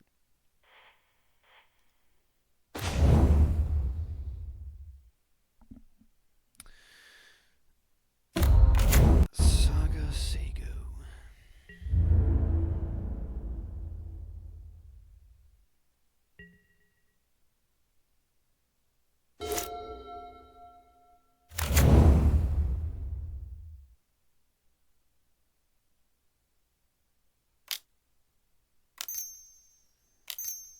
Oh, okay. For a second I thought it was going to be Bowmaster. Well, they got the mana dorks, so path doesn't feel so bad anymore since they're going to have their mana either way. There's a Knight of the Reliquary. 4 cards in hand. I don't think they can kill me turn 3. I mean, I don't really know. Let's see here.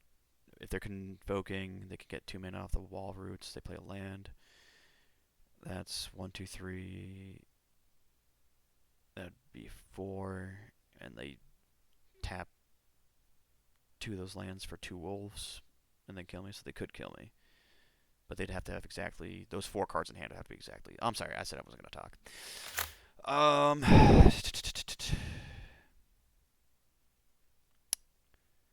Honestly, I'm just going to go for the Hail Mary. Just run out the Knight, hope for the best.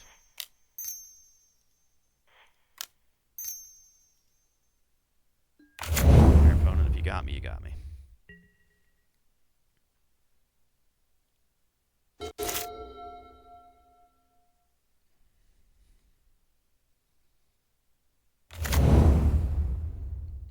That's one of the 4 cards you need to kill me with.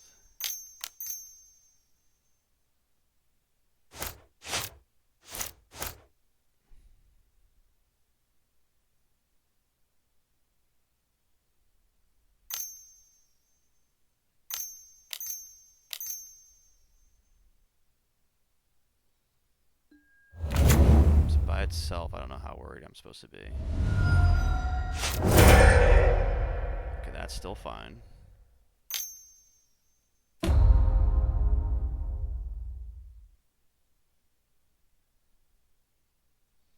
Oh, you're gonna play a creature and kill my Knight? Oh, just straight up Doomblade. Straight up Doomblade. Yep, well...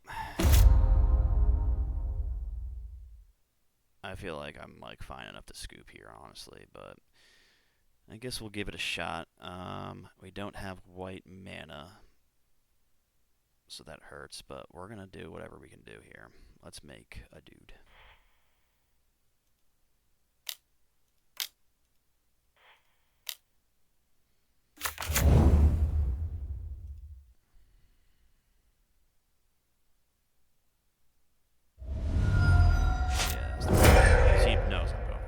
So you might as well kill the construct token while I can. Understandable. Understandable.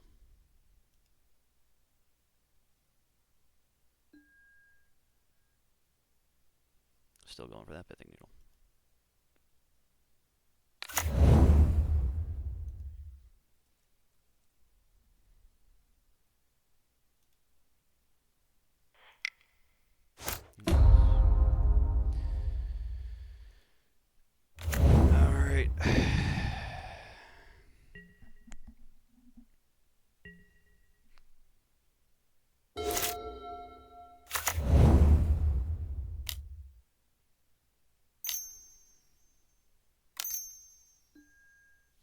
Okay. Swinging for 2. Protection from humans, by the way. Block for days. Hey, we got a white source. Okay. I guess since Yogg is like doing damage now. Might as well bounce it.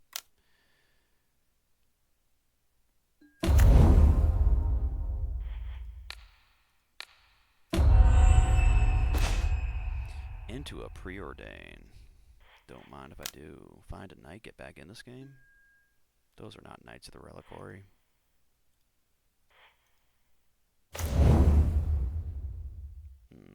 Weak sauce. Alright. Oh, well, Yavimaya is out, so if I find it either of my rotators, I can rotate that bog into a Echoing Deeps, aka another bog. But as long as this Pithing Needle stands, it's not going to be too relevant anyways. Ooh. Ooh, that's a rough one. Let me tell you what. That's a rough one right there.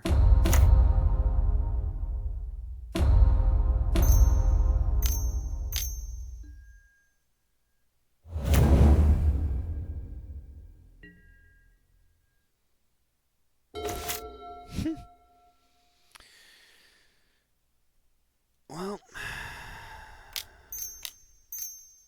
we will do what we can until either I'm dead or time out.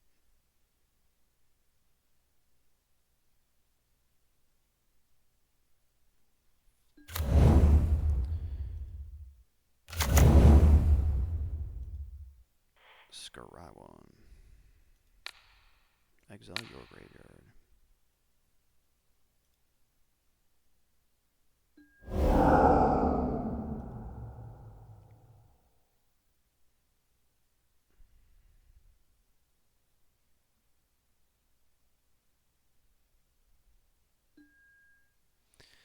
Another Teferi. If I path the Bowmasters, I can bounce the token, get some sweet, sweet value. Might as well.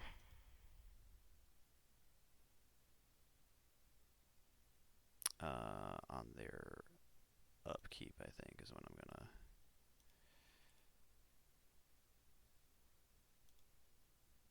set a stop there.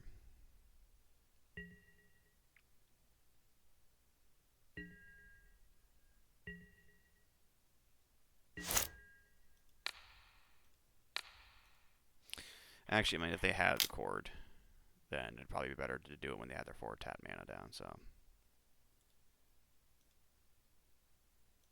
This is the problem, but no punish.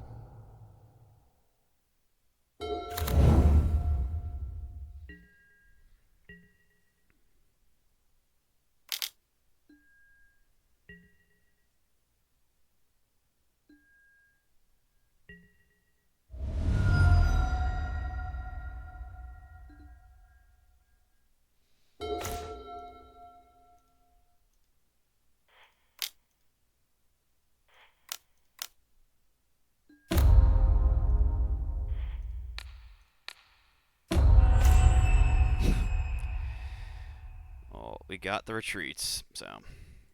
Not conceding just yet. Hold on. Didn't mean to do that.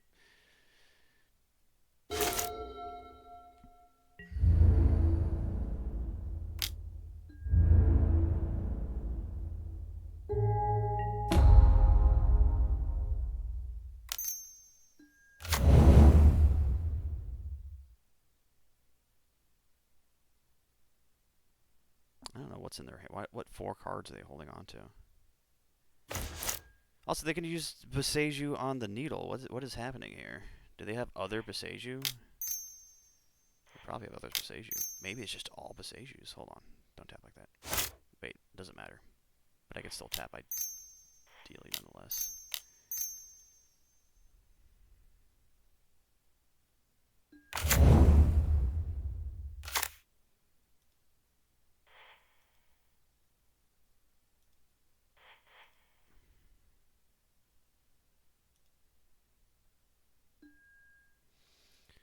I think it's Knight or Bust at this point.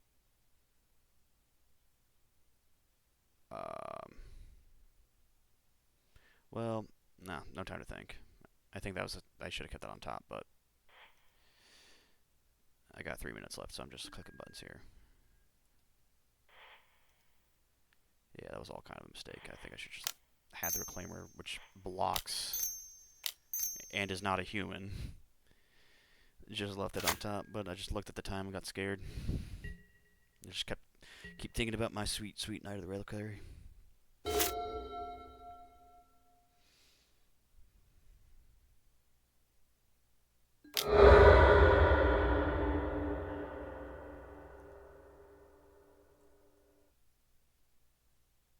Alright, so I'm dead, so I'm just gonna...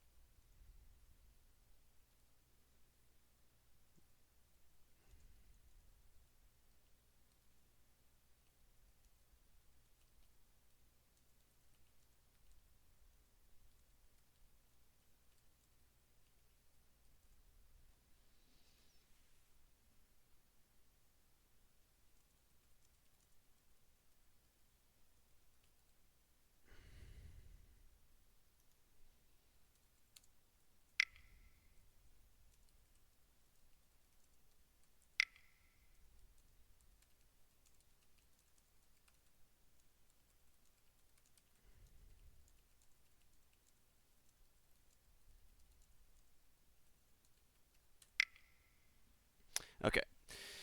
Um...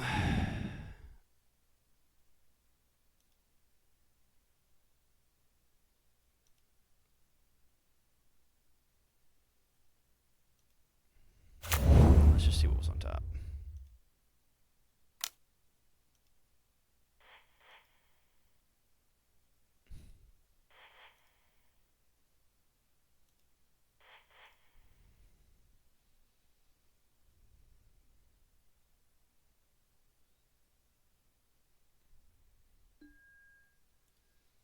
Bottom... We'll just make up for my mistake if we can just keep that on top.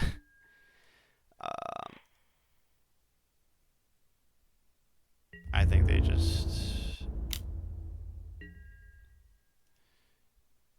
I'd imagine have another... They got 4 cards in the hand. Right. There's no way like we can win through this.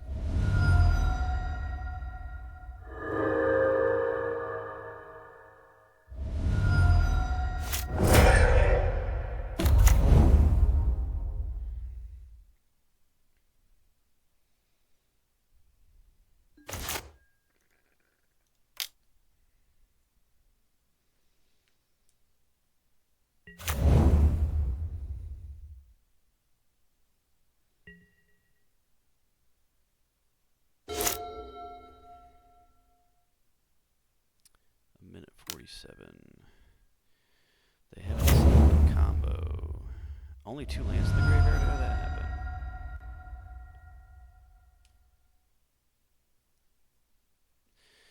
This is what we had 2 lands in the graveyard.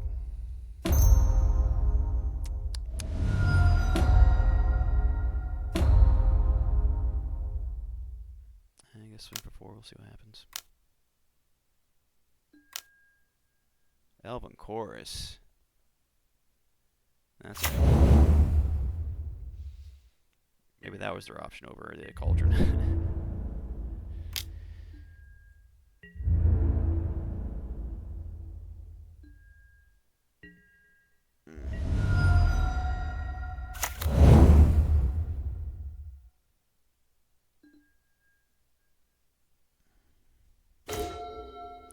Solitude. I can't guess it. I'm gonna scoop to that.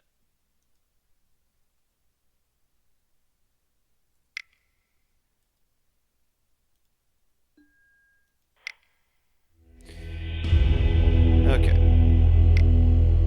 So, we've taken 2 match losses so far, both to what I perceive are generally favored matchups. But I don't think there's too many matchups that are so strongly favored that I can't see myself losing to them.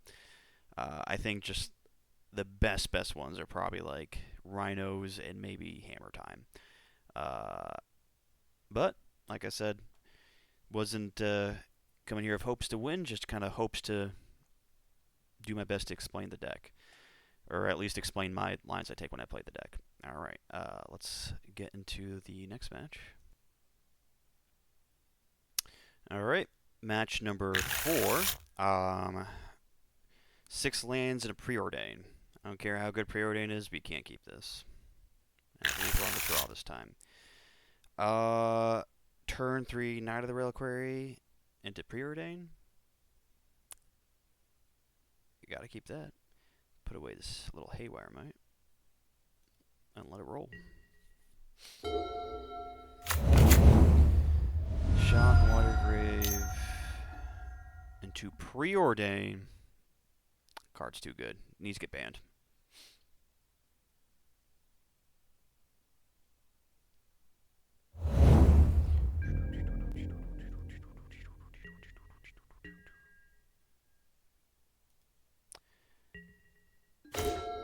Yavimaya.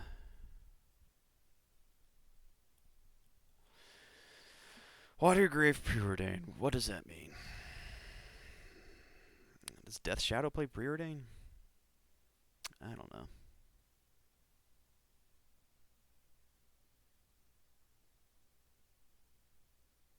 I don't want to have to fetch if I don't have to. I don't think they're playing any bolt effects. Because if they're playing like a lightning bolt, then drawing a fetch land lets me play Knight and make it safe from bolt. But I think they just probably bolt the bird, if that's the case. I don't think I need Temple Garden. Probably just run out Yavimaya and Noble Hierarch. Yeah. Can't go wrong with that.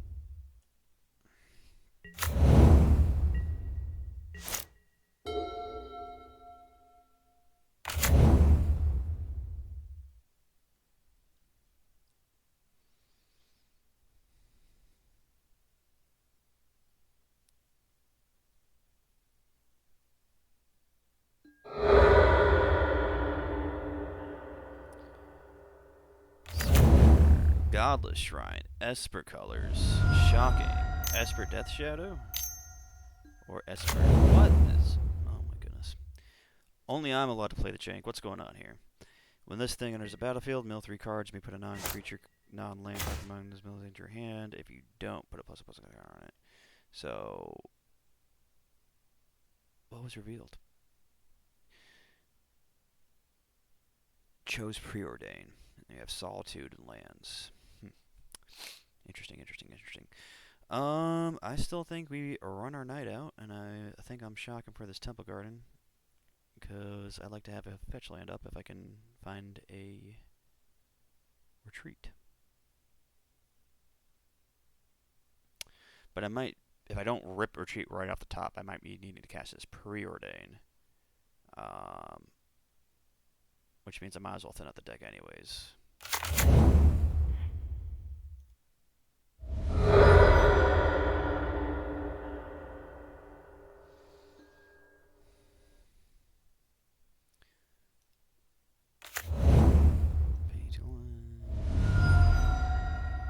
I would like to cast one Humble Knight of the Reliquary. Nothing to see here. Move along.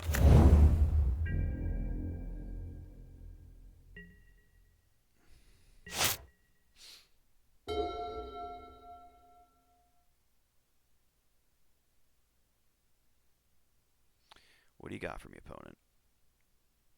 Some sort of self-mill Esper shenanigans. I know you play Solitude. I know you play Preordain. Passing the turn without playing a land or casting your Preordain?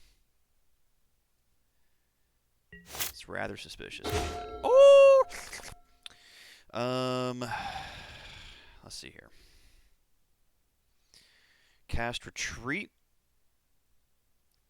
It does not give him any opportunity to interact with the enchantment itself by the time I get to play the land. So if I cast the enchantment, they want to hit the Knight, I can get Jaziri Step, land resolves, or retreat resolves, play the land, untap it. And if they just let it resolve, then I can just like, I mean, it's not a fetch land, so it doesn't really matter at that point. But either way, we will be casting one retreat to Corehelm to attempt the turn 3 win, if our opponent is kind enough to allow us.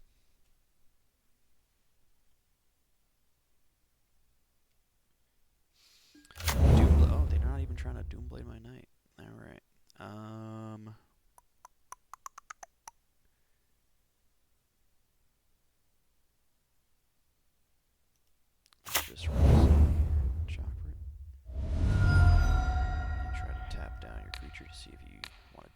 about that. See, if they had removal, their turn was the time to play it, because if this Temple Garden was a fetch land, then I would effectively be Doomblade proof at this moment. But maybe tapping down the creature will spook them, and they'll just try to cast their Doomblade right now. Okay. Alright. Moment of truth.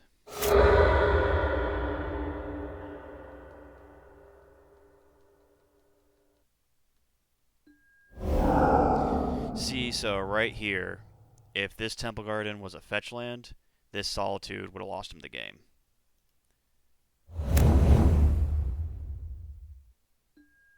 But it was a Temple Garden, so they got lucky. Oh, and they're gonna ephemerate it? Bruh, get out of here with that. I do not allow.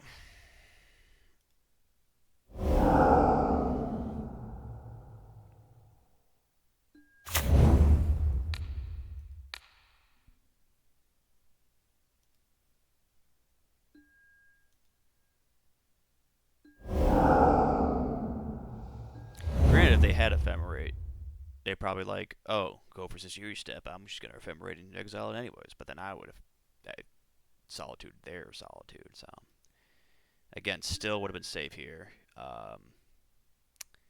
if I had a fetch land. So I would say a misplay on my opponent's part. But of course, who knows about Shaziri Step? Who knows what this deck's even doing? That's kind of one of the great advantages of playing such a off-the-shelf deck like this is sometimes you just get to win because your opponent just doesn't know. You know, like they don't know things about what you're playing. What am I? I'm getting any land here. I guess Urza Saga. If you blow up my Noble, I'm gonna be real sad though. But at least I'll have Urza Saga. What are the odds they don't play a basic? Nah, let's get the Urza Saga. And I will untap my Noble Hierarch to cast this preordain.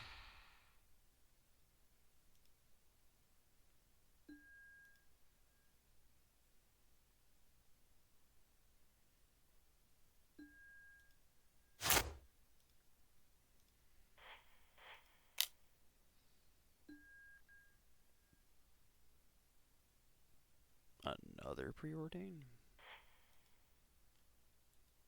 Why not? Just keep digging deeper. Alright.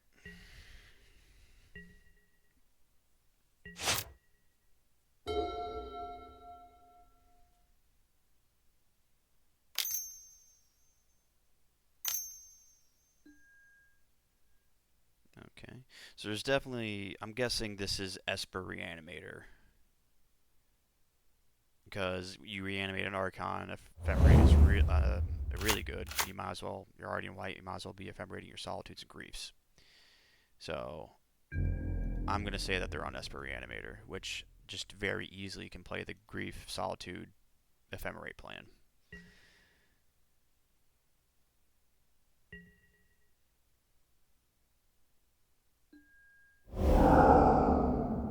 No, my preordain.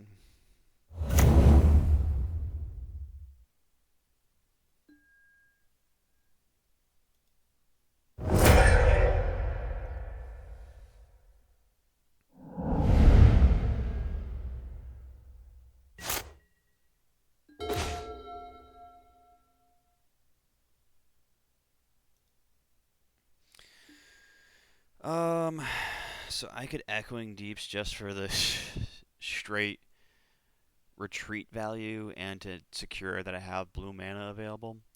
Or I could wait a turn and then get another Urza Saga with it.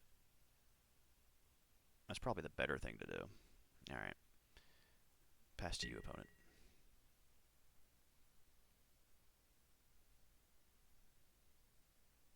They're gonna be like, you didn't play land with retreat out. It's gotta be spell. Grief him again. And they're gonna evoke grief on me, see a land, and feel real silly about themselves.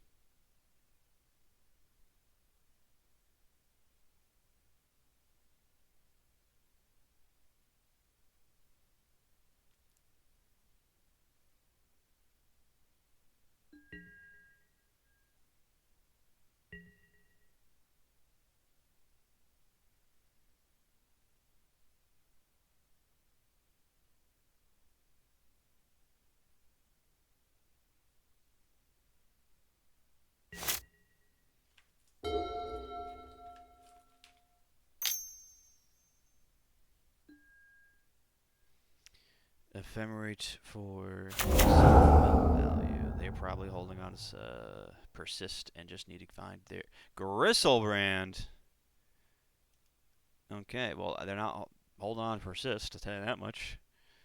But they're, Gristlebrand's in the graveyard. What are you gonna do? What are you gonna do?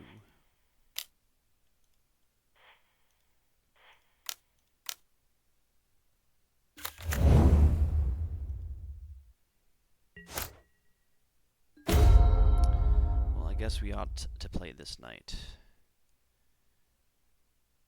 Which means we will not be making a construct. Therefore, we will float a green, because Yavimaya.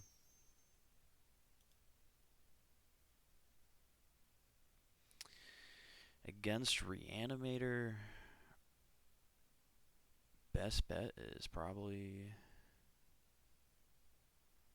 Aether Spellbomb. I mean, if the Gristlebrand comes down, I have a suspicion I just lose anyways, but at least Aether Spellbomb kind of gives us a fighting chance.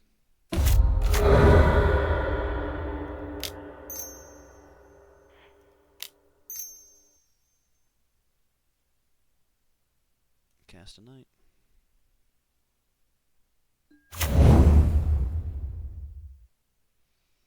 I can generate mana and then untap it, but don't really have anything to do with that mana. I guess get in with a construct. Swing for tree.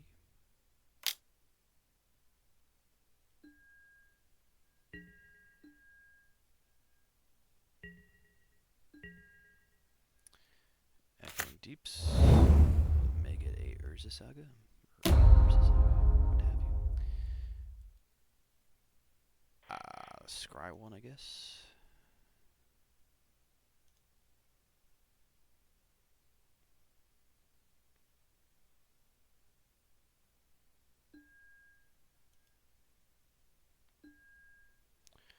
I don't need no stinking stomping ground. Alright, opponent. What do you got for me? Uh-oh. Uh-oh. Did you just outright draw 2 cards? You got a draw for your top deck. I guess you ephemerate your 0-3. Build more cards. Draw. You actually draw a card with this.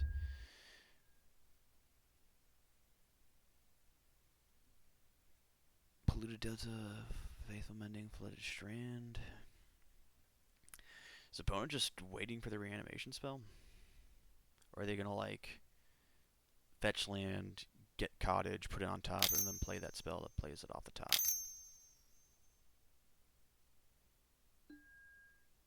No, they're gonna Faithful Mending is what they're gonna do.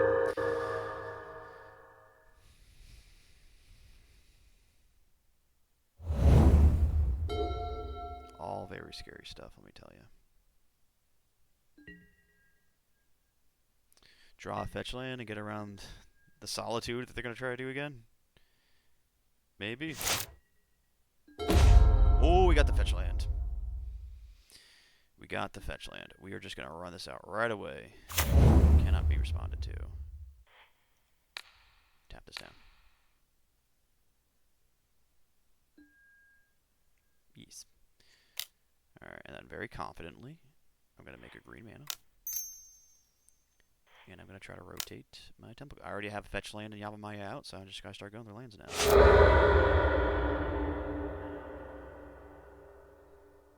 Please try to Solitude at me so I can demonstrate why you need to do that on your main phase.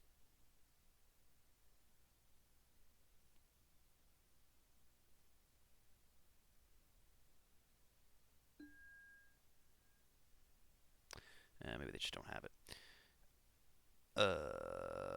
Let's just keep that forest in there so we can get it with a thing.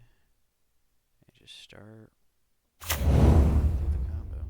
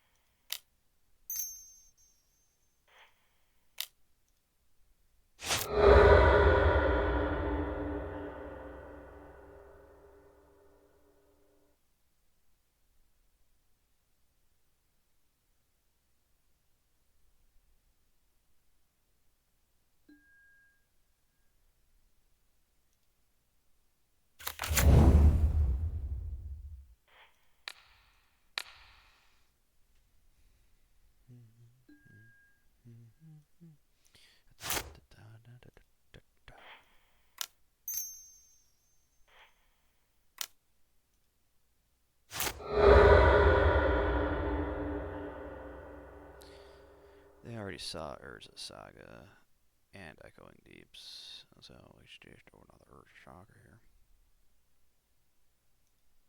Just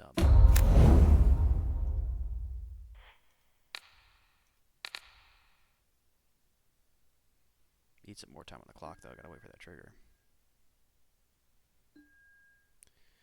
Alright, make a green. Rotate it. Do I even want to make a construct here?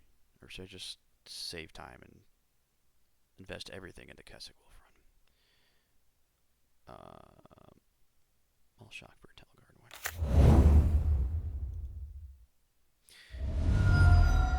I usually like to go through fetches first, just in case something goes haywire. I can at least keep lands that make mana in my mana land base, just in case I need to like go and make some mana.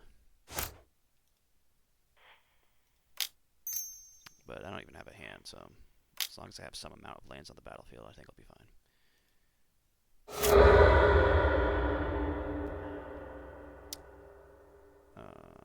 Yeah, we'll just like keep that plains there just in case.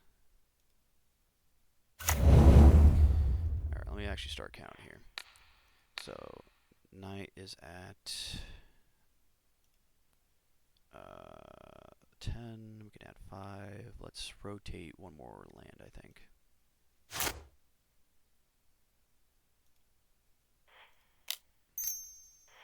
So we'll now rotate this for Stomping Ground, and then rotate the Stomping Ground. In theory, I could like go through everything, like, and keep just Hijiri Step enforced in my library, and just get all these lands, and just swing Brute Force.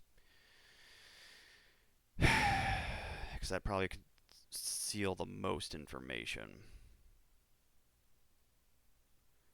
So because I'm at 11 now, 12, 13, 14, 15, 16, 17.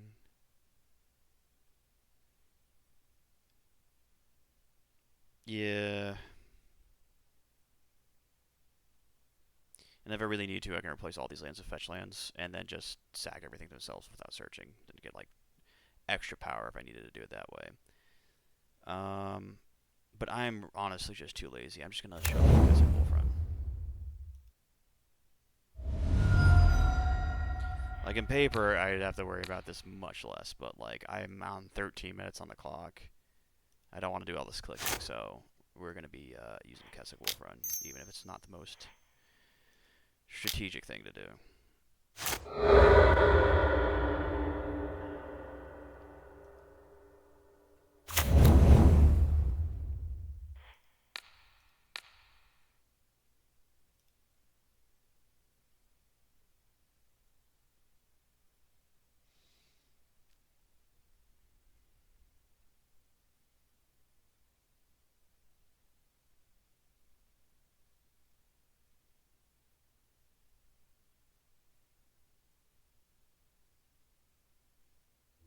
Okay. Okay, so either Esper Reanimator or Esper Aether Mage's Touch, which I think still plays like Reanimator stuff. I'm surprised to see the Ephemerate, because Ephemerate doesn't do anything with Gristlebrand, but it does do something with Archon. But maybe just the Solitude Grief Ephemerate value is just too good to not have it, even if you're not playing Archon. Or maybe there's something I just don't understand, and there's Archon and Gristlebrand going on here, which is very possible. So Leyline of Sanctity protects me from just getting dumpstered on by Grief Ephemerate. But does it do anything other than that? If they are playing Archons, it actually is kind of... It does something against it. It just turns into a 6/6 flyer, effectively, which is like a lot easier for me to deal with, if not great. Because honestly, I just don't know what else I'm doing here. Obviously, I'm bringing in Bajuka Bog, I think. Probably bringing Pithing Needle for Gristlebrand.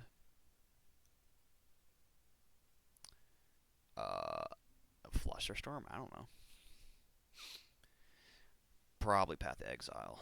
And we'll just keep it simple like that and not overboard. I might not even keep these ley lines in, to be honest, depending on what I can take out. But things are obviously bad. I don't think Ghost Quarter does anything against them, so we obviously cut that land. I think I just need to like stop them and make them dead. So like Jace the Mind Sculptor is probably too slow for this a matchup like this. Prismatic Ending seems to do a whole lot of nothing. And then it's a matter of how much do I really like these Leyline of Sanctities. And they might be better than Reprieve because they have very low mana cost. I don't know if like Reprieve really does a whole lot for me. I don't know. Let's cut 2 Reprieves, and if I have a Leyline of Sanctity and it could have been a Reprieve, then I'll know. And I wanted it to be a Reprieve, then I'll know that that's not a good swap to do. Oh, I didn't even look at my... Oh, Haywire probably could have come out. So I'm thinking about playing 1 Sanctity, holding 1 up just in case I draw a Solitude. Turn 1 Noble, turn 2 double Reclaimer. But then like I need a land or I'm doing actual nothing. This is a hand I want to protect from getting griefed anyways. What did my opponent do? Opponent mulls to 6. Yeah, we'll mulligan in Solidarity.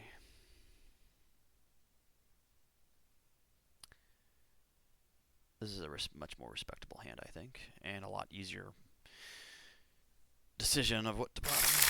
Or not easier, but you know what I mean. Keep. Put away our triple redundant card. Or double redundant. Just throw that out there.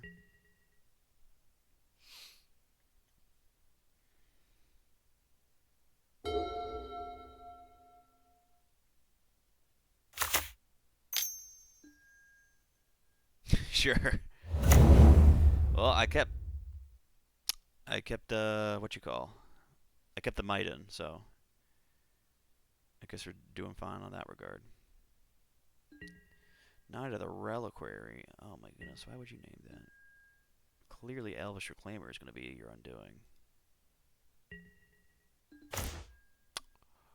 Oh, and the combo, we just need to find a land and wait for the might to come in off the Ursa Saga. And all I need is my opponent just to dirtle around for them. And from what I understand, it seems like their deck is pretty primo good at dirtling. Alright.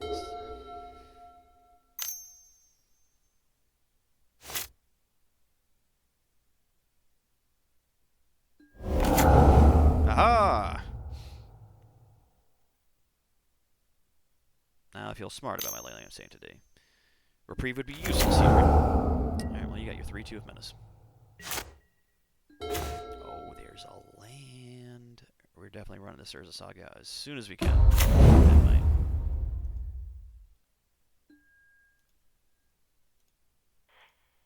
Play another Reclaimer. And I think if we can get another land, we're set up for a turn 4 win if our opponent doesn't do anything to us. And they just completely hellbent themselves to get a 3-2 Menace. So I think we might have a little time. And they might be short on interaction. Do it again. We can lose the ephemerate value. Coward.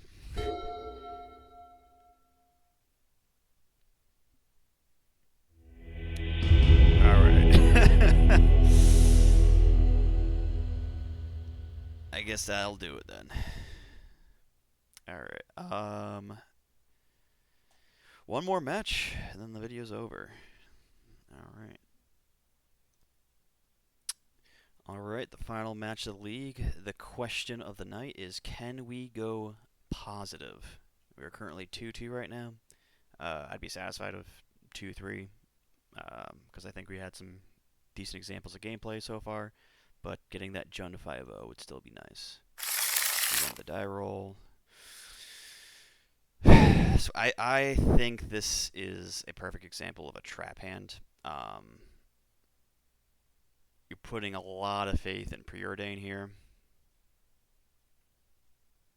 I mean, 3 lands of Preordain and like 3 good spells. I almost want to keep it just to like see what would happen, but the thing is, like, if Preordain falls apart, we're doing absolutely nothing but like 2 for 1 yourself to remove a single thing, and then that's it. Man. I think this is a trap hand. I think we're supposed to mulligan this. This definitely feels a lot safer. I'll see your opponent kept 7. Rude. But we'll keep this, and honestly, like, I know we have redundant Preordains, but I really want to get this Shaziri step back in the deck, so I'm just going to bottom that.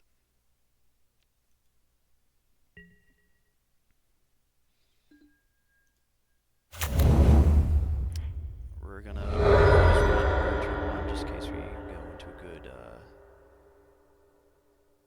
a good 3-drop top deck, but worst case scenario, we'll do Preordain, and then still run out of Urza Saga.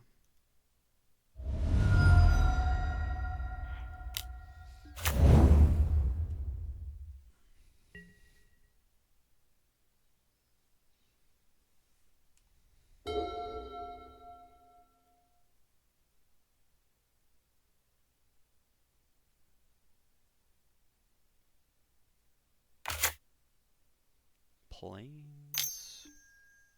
Giver of Runes. I used to play Giver of Runes in this very list. Ornithopter. Is this Hammer Time?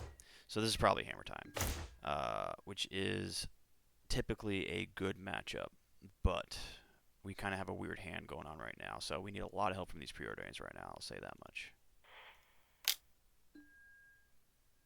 I need to find a white card for this Solitude. So we're going to put these both on bottom. We don't need any of this. That's not a white card for Solitude.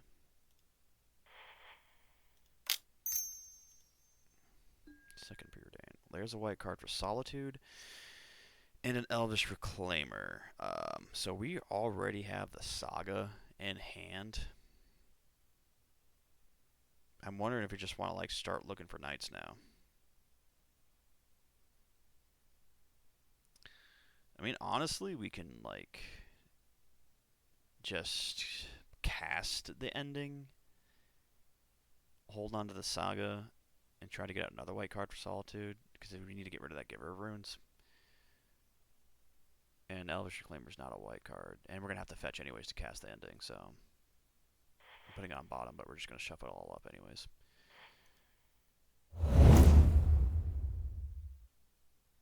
Yeah, I don't think like wasting Solitude on Giver of Runes and a Prismatic Ending on Giver of Runes is worth accelerating our Saga out earlier. Let's fetch for, I guess, a blue-white source, but I think I might get Temple Guard in case I need a Hall Fountain in a specific situation later. Hall Fountain's still probably just better. Get Hall Fountain.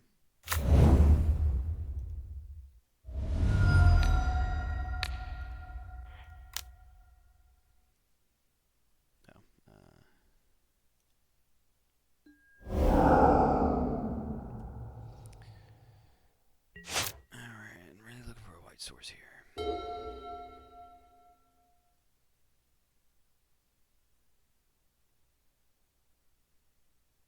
Does Hammer Time play Giver of Runes? I don't know about that. I've been like in strict Pioneer mode for the last I don't know how long, just getting ready for the RC in Atlanta. And like as soon as that's done, I'm switching back into modern mode to get ready for the RC in Denver. I'm qualified for both. Humble brag. But yeah, this is Hammer Time. I forget like modern decks are running what now, and I feel like everything's all shaken up with the ban anyways. Uh-oh. Am I getting hammered? I'm getting hammered.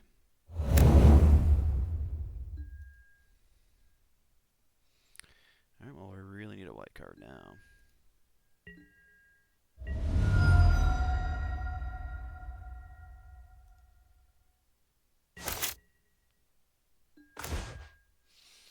That's not a white card, but we can probably chump this Ornithopter.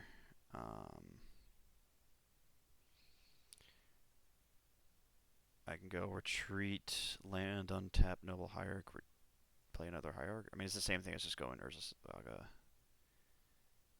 casting retreat, and then casting a hierarch off the hierarch.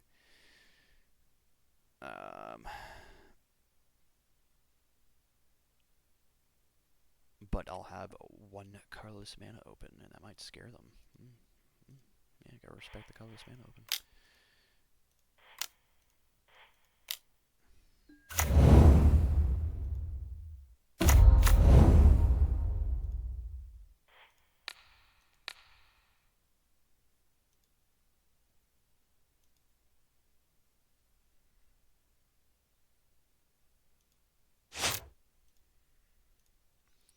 Alright, they just need to not replace the hierarch.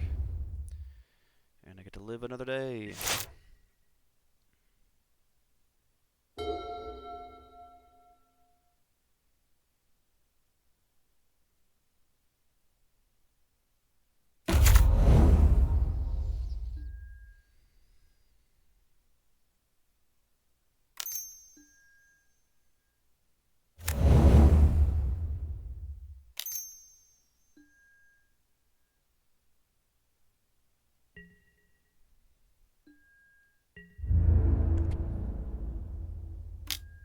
The fact that they're attacking with Inkmoth with presumably no extra value makes me think that their hand is bad. Or at least whatever cards they have left are bad, or they're unable to cast them in the spot. One of the two.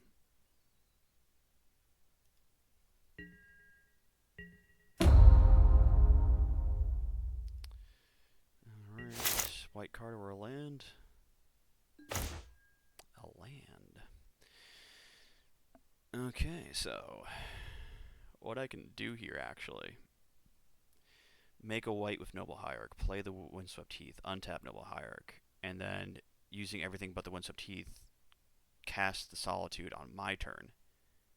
Give them 10 life, unfortunately. But then have Windswept Heath open in case I need to tap down an Inkmoth Nexus. Very well.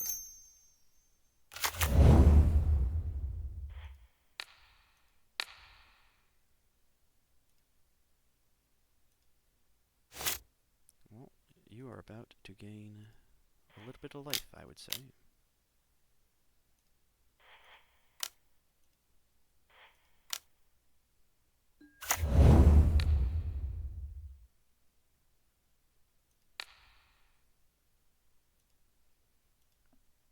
Your 3 to my 4.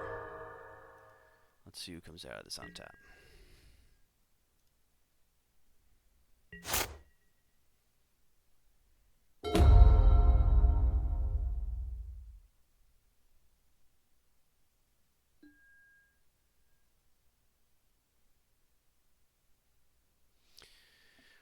Do I get... I think I get no matter what, but that's a question of what am I blowing up? Am I getting Urza Saga before they can find another hammer? Or am I getting Sir Garda's Aid?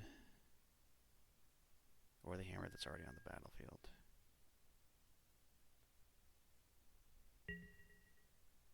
Don't you dare try to go to combat.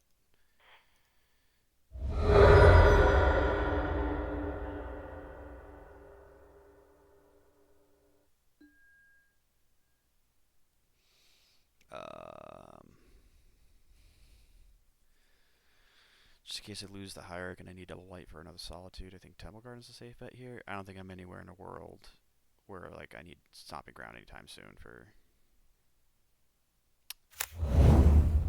Kessel Front. I had a little glitch there. I don't know what that looked like on y'all's end.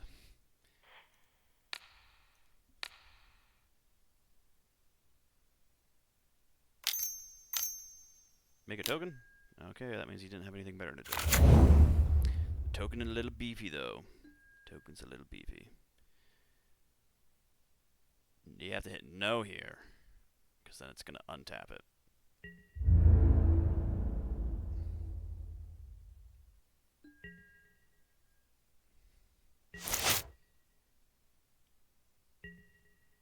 Reprieve the that goes to 3, so we just make a construct. Because reprieve is going to get very little use out of us.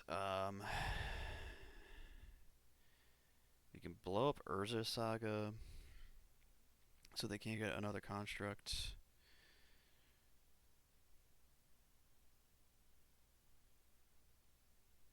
And they don't get another thing to search off of it. Or we can blow up Sigarda's Aid. I got a feeling they don't got Hammer in hand, so...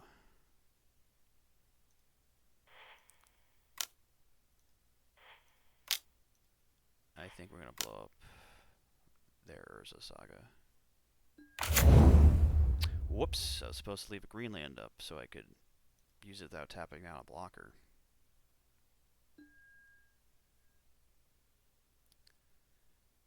That's my B. Oh, another weird glitch. Okay, well, I gotta tap down Hierarchy. It doesn't feel great, but that's what we're doing.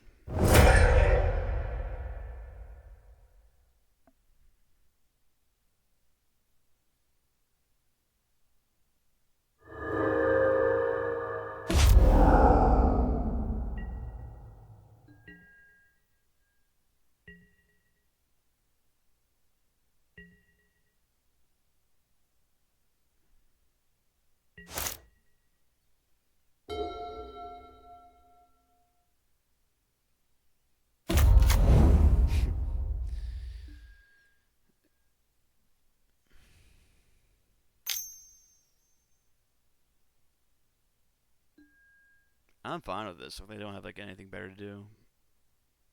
But do 2 poison damage a turn. Uh-oh. They have something better to do because they didn't animate the other one.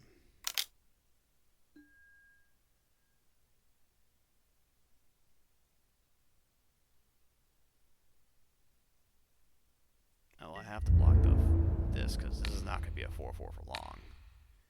And that's lethal otherwise, so I have to throw something in front of that. And I'm not quite ready to give up on my Solitude yet.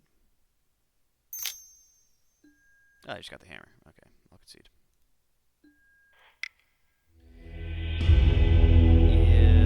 Yeah, I hate how like last match I was talking about this being a good matchup. And then that happened, but that was a really weird hand, I will say. Let's see if we get better luck post-board.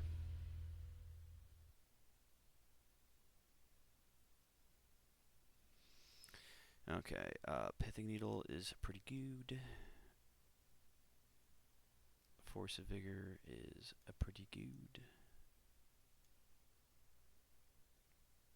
And Path to Exile is pretty good.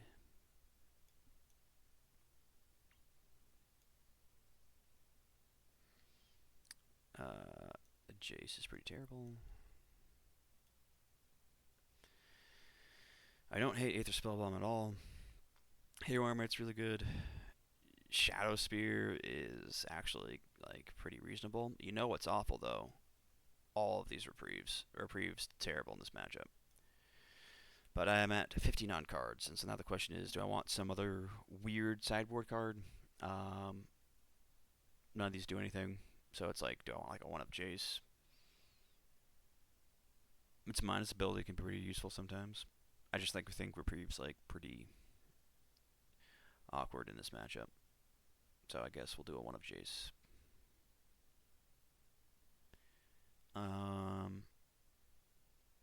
Or do I want 2-up Jaces and like trim the combo? So like the combo, like in my experience winning this matchup, the combo is not too important. Maybe even just having second Jace, even though it's like slow, is just better. Just because being able to like minus on construct tokens or things that are equipped with the hammer when all they have is Sigarda's Aid is like pretty usable, even if it's a 4-mana spell. Alright, let's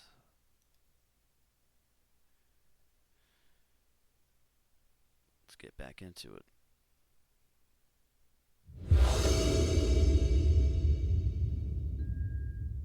I would like to go first.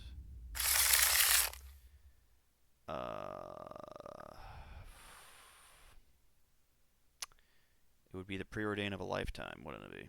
but I think I'm better than that. I'm not gonna on the last game just tank myself from keeping a bad keep like that.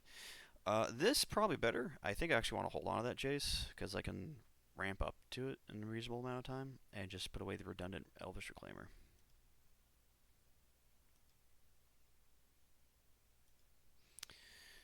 Alright, let's go.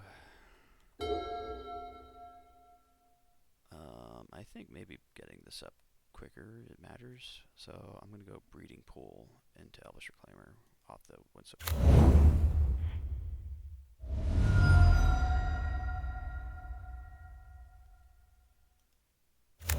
Otherwise, I would just try to hold on to my fetches longer than later, especially in a matchup like this, where like potentially and retreat shenanigans are actually pretty relevant.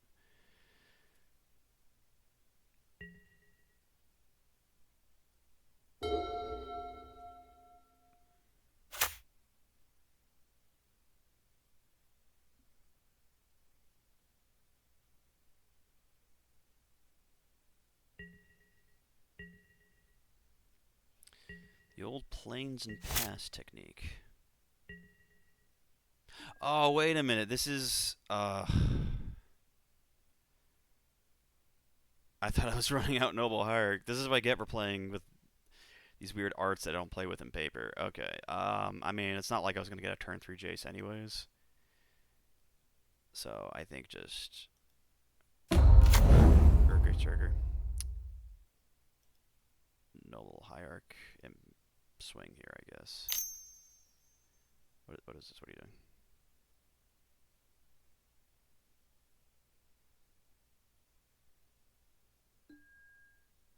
Oh, March?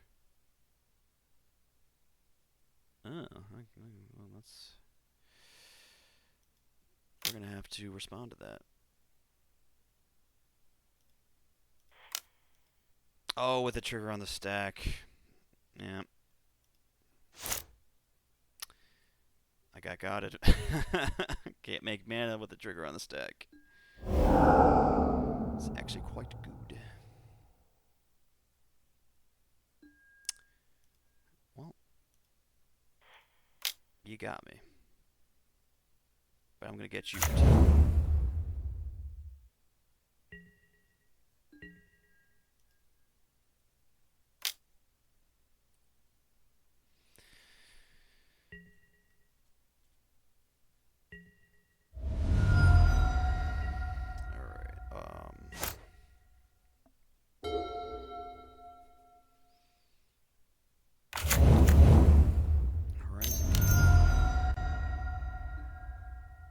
Cursed Totem.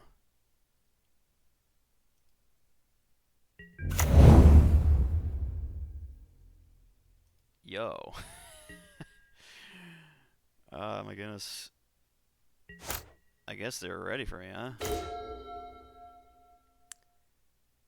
playing the slow, long game until we can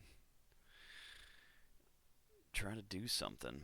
Maybe they just have a bad hand and kept all the hate cards, and we just swing for 2 16 times and win. Or 8 times or whatever. 7 in this case. Alright, we'll swing for 2. I could Ghost Quarter myself. Just to pump the power, if I wanted to do that. But let's see if we can get close to having ambitions of playing Jace first.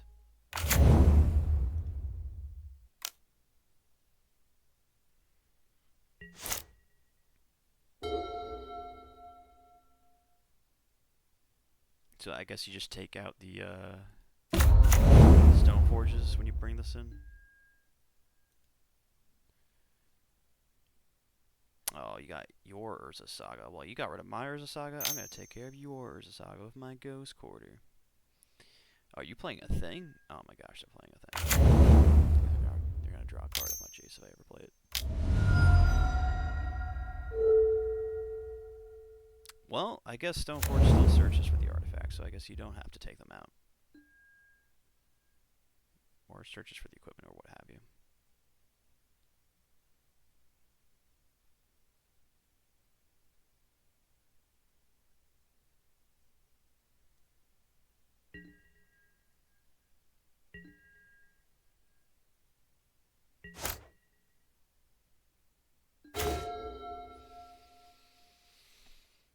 as much as I'd love to ghost quarter myself, I think I just have to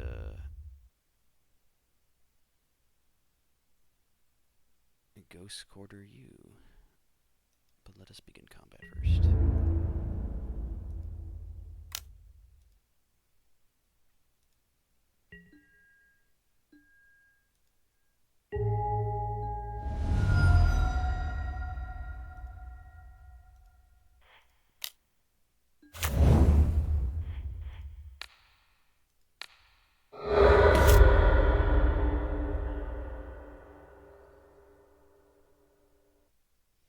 Man, I'm about to get dunked on by Hammer Time when I was just talking about how it was probably on the upper end of our better matchups. I will say, since I went down from 4 prismatic ending, they have the hamper shenanigans. Since I went down from 4 prismatic ending and went up 4 reprieves, this matchup has gotten less good. I will say that much. And what, you just need Metalcraft? You already have 3 artifacts? Yeah, you can equip for 0, because 1, 2, 3.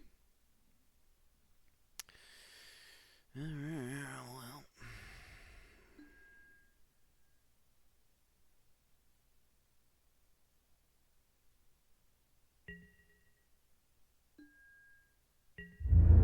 Awkward way to end the night.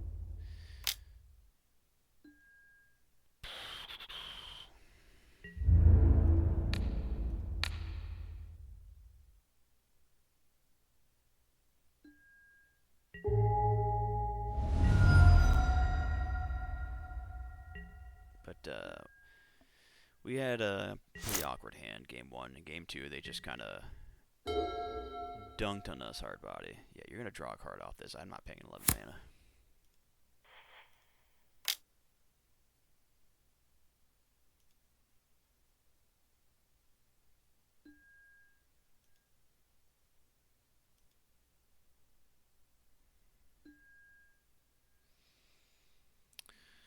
Yeah, Teferi's a start, isn't it? Knight, unfortunately, is just a random 4/4, so. But, I mean, you can Teferi minus the totem, but, like, you get Urza Saga. You need the Haywire Mark to get the totem, so maybe we just need to search for. I mean, I don't think I'm getting out of this either way, so. I don't think it matters.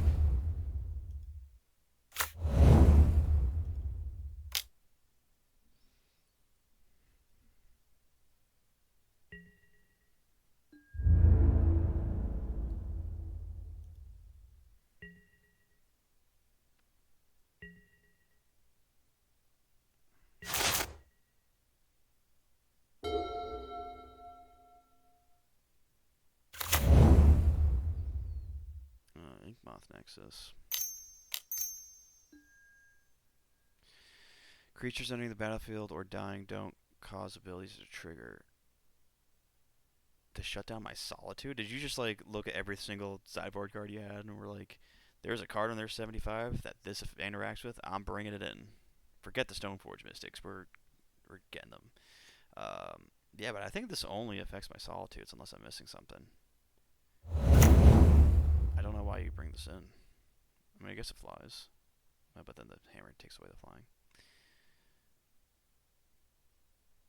Yeah, I don't know what that was. I guess Solitudes. I mean, Solitude is a really good card against them, so I guess it makes some sense there. Oh, it can't be blocked because it's got the static. Oh, but it's activated abilities, so it can't be blocked. Yeah, okay. Is Cursed Totem a regular sideboard card for Hammer Time? Because it does seem to kind of clash with a few other things. I mean, working really well against me, don't get me wrong. It's probably a house against Yawgmoth, but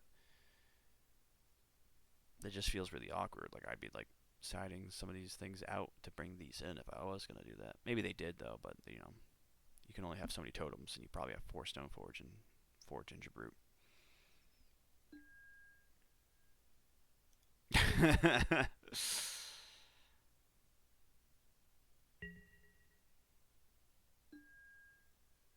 guess you'll gain 11 life.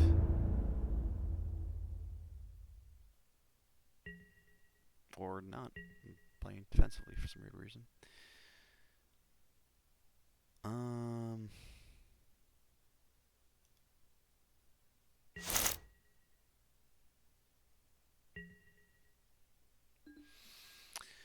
So we have Jace the Mind Sculptor. And we have Teferi. Nothing I can do stops him from... Well, I guess I can play Island Teferi and not let them draw a card.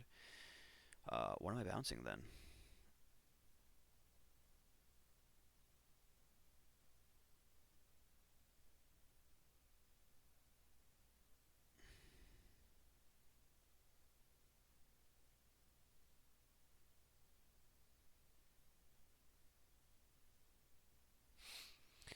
I might need a slow roll Teferi, like if I don't know.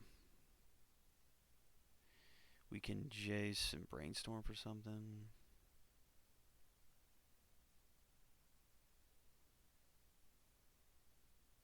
What do I bounce a Teferi in this situation? I think I need to save a Teferi bounce for whenever I'm ready to bounce this Curse Totem. So I think what just makes the most sense here is just running out Jace.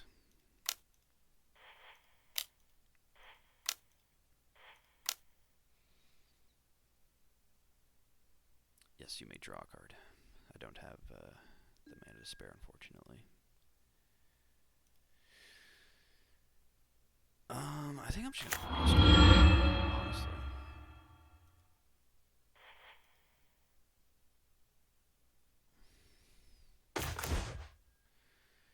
Alright, so we definitely want to keep Shizuru Step in the deck as long as possible. And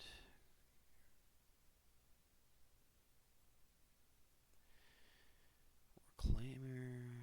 I mean, I just draw the Reclaimer anyways. Go Night Reclaimer next turn. Brainstorm for a land.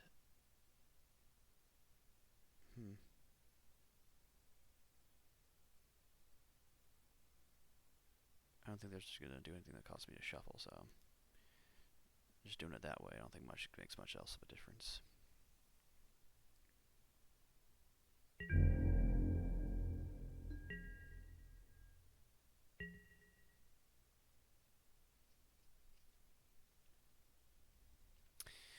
Inkmoth, I don't think that works with the hammer either, because normally you equip the hammer to Inkmoth, it loses flying, but then you activate Inkmoth again to make it gain flying, but it's going to already be a creature at that point, so I think the Cursed Totem like shuts that down too.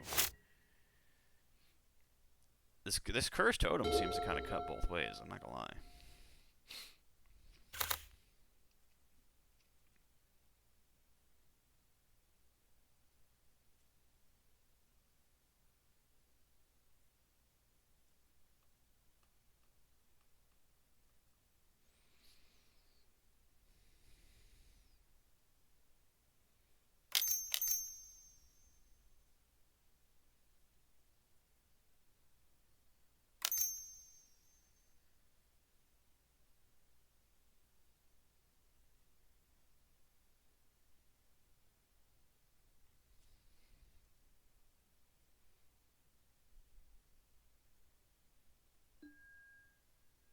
March on what?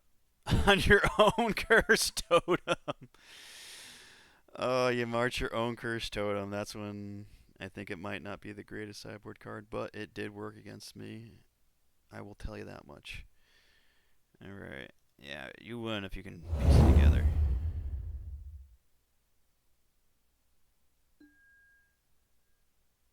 That was one way. There's also the Inkmoth next this way. Okay, you got it.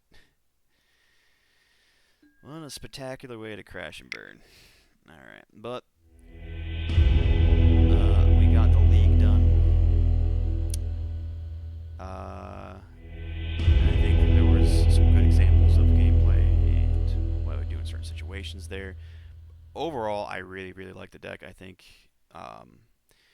there is kind of like a twofold aspect to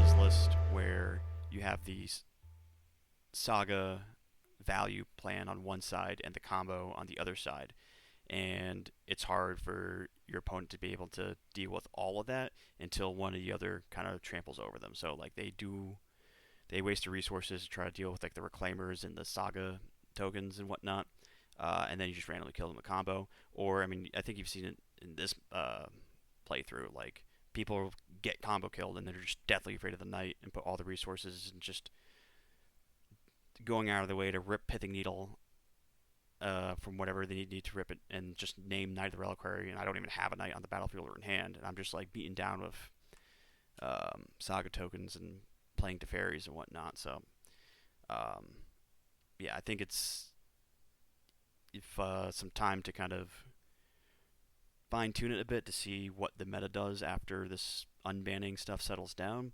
I think the archetype overall is really good at adjusting. So I'm planning on playing it for Denver. I got qualified to Denver playing with Knightfall, so I'm just gonna run it back, so to speak. But hopefully you enjoyed this. All right, take care.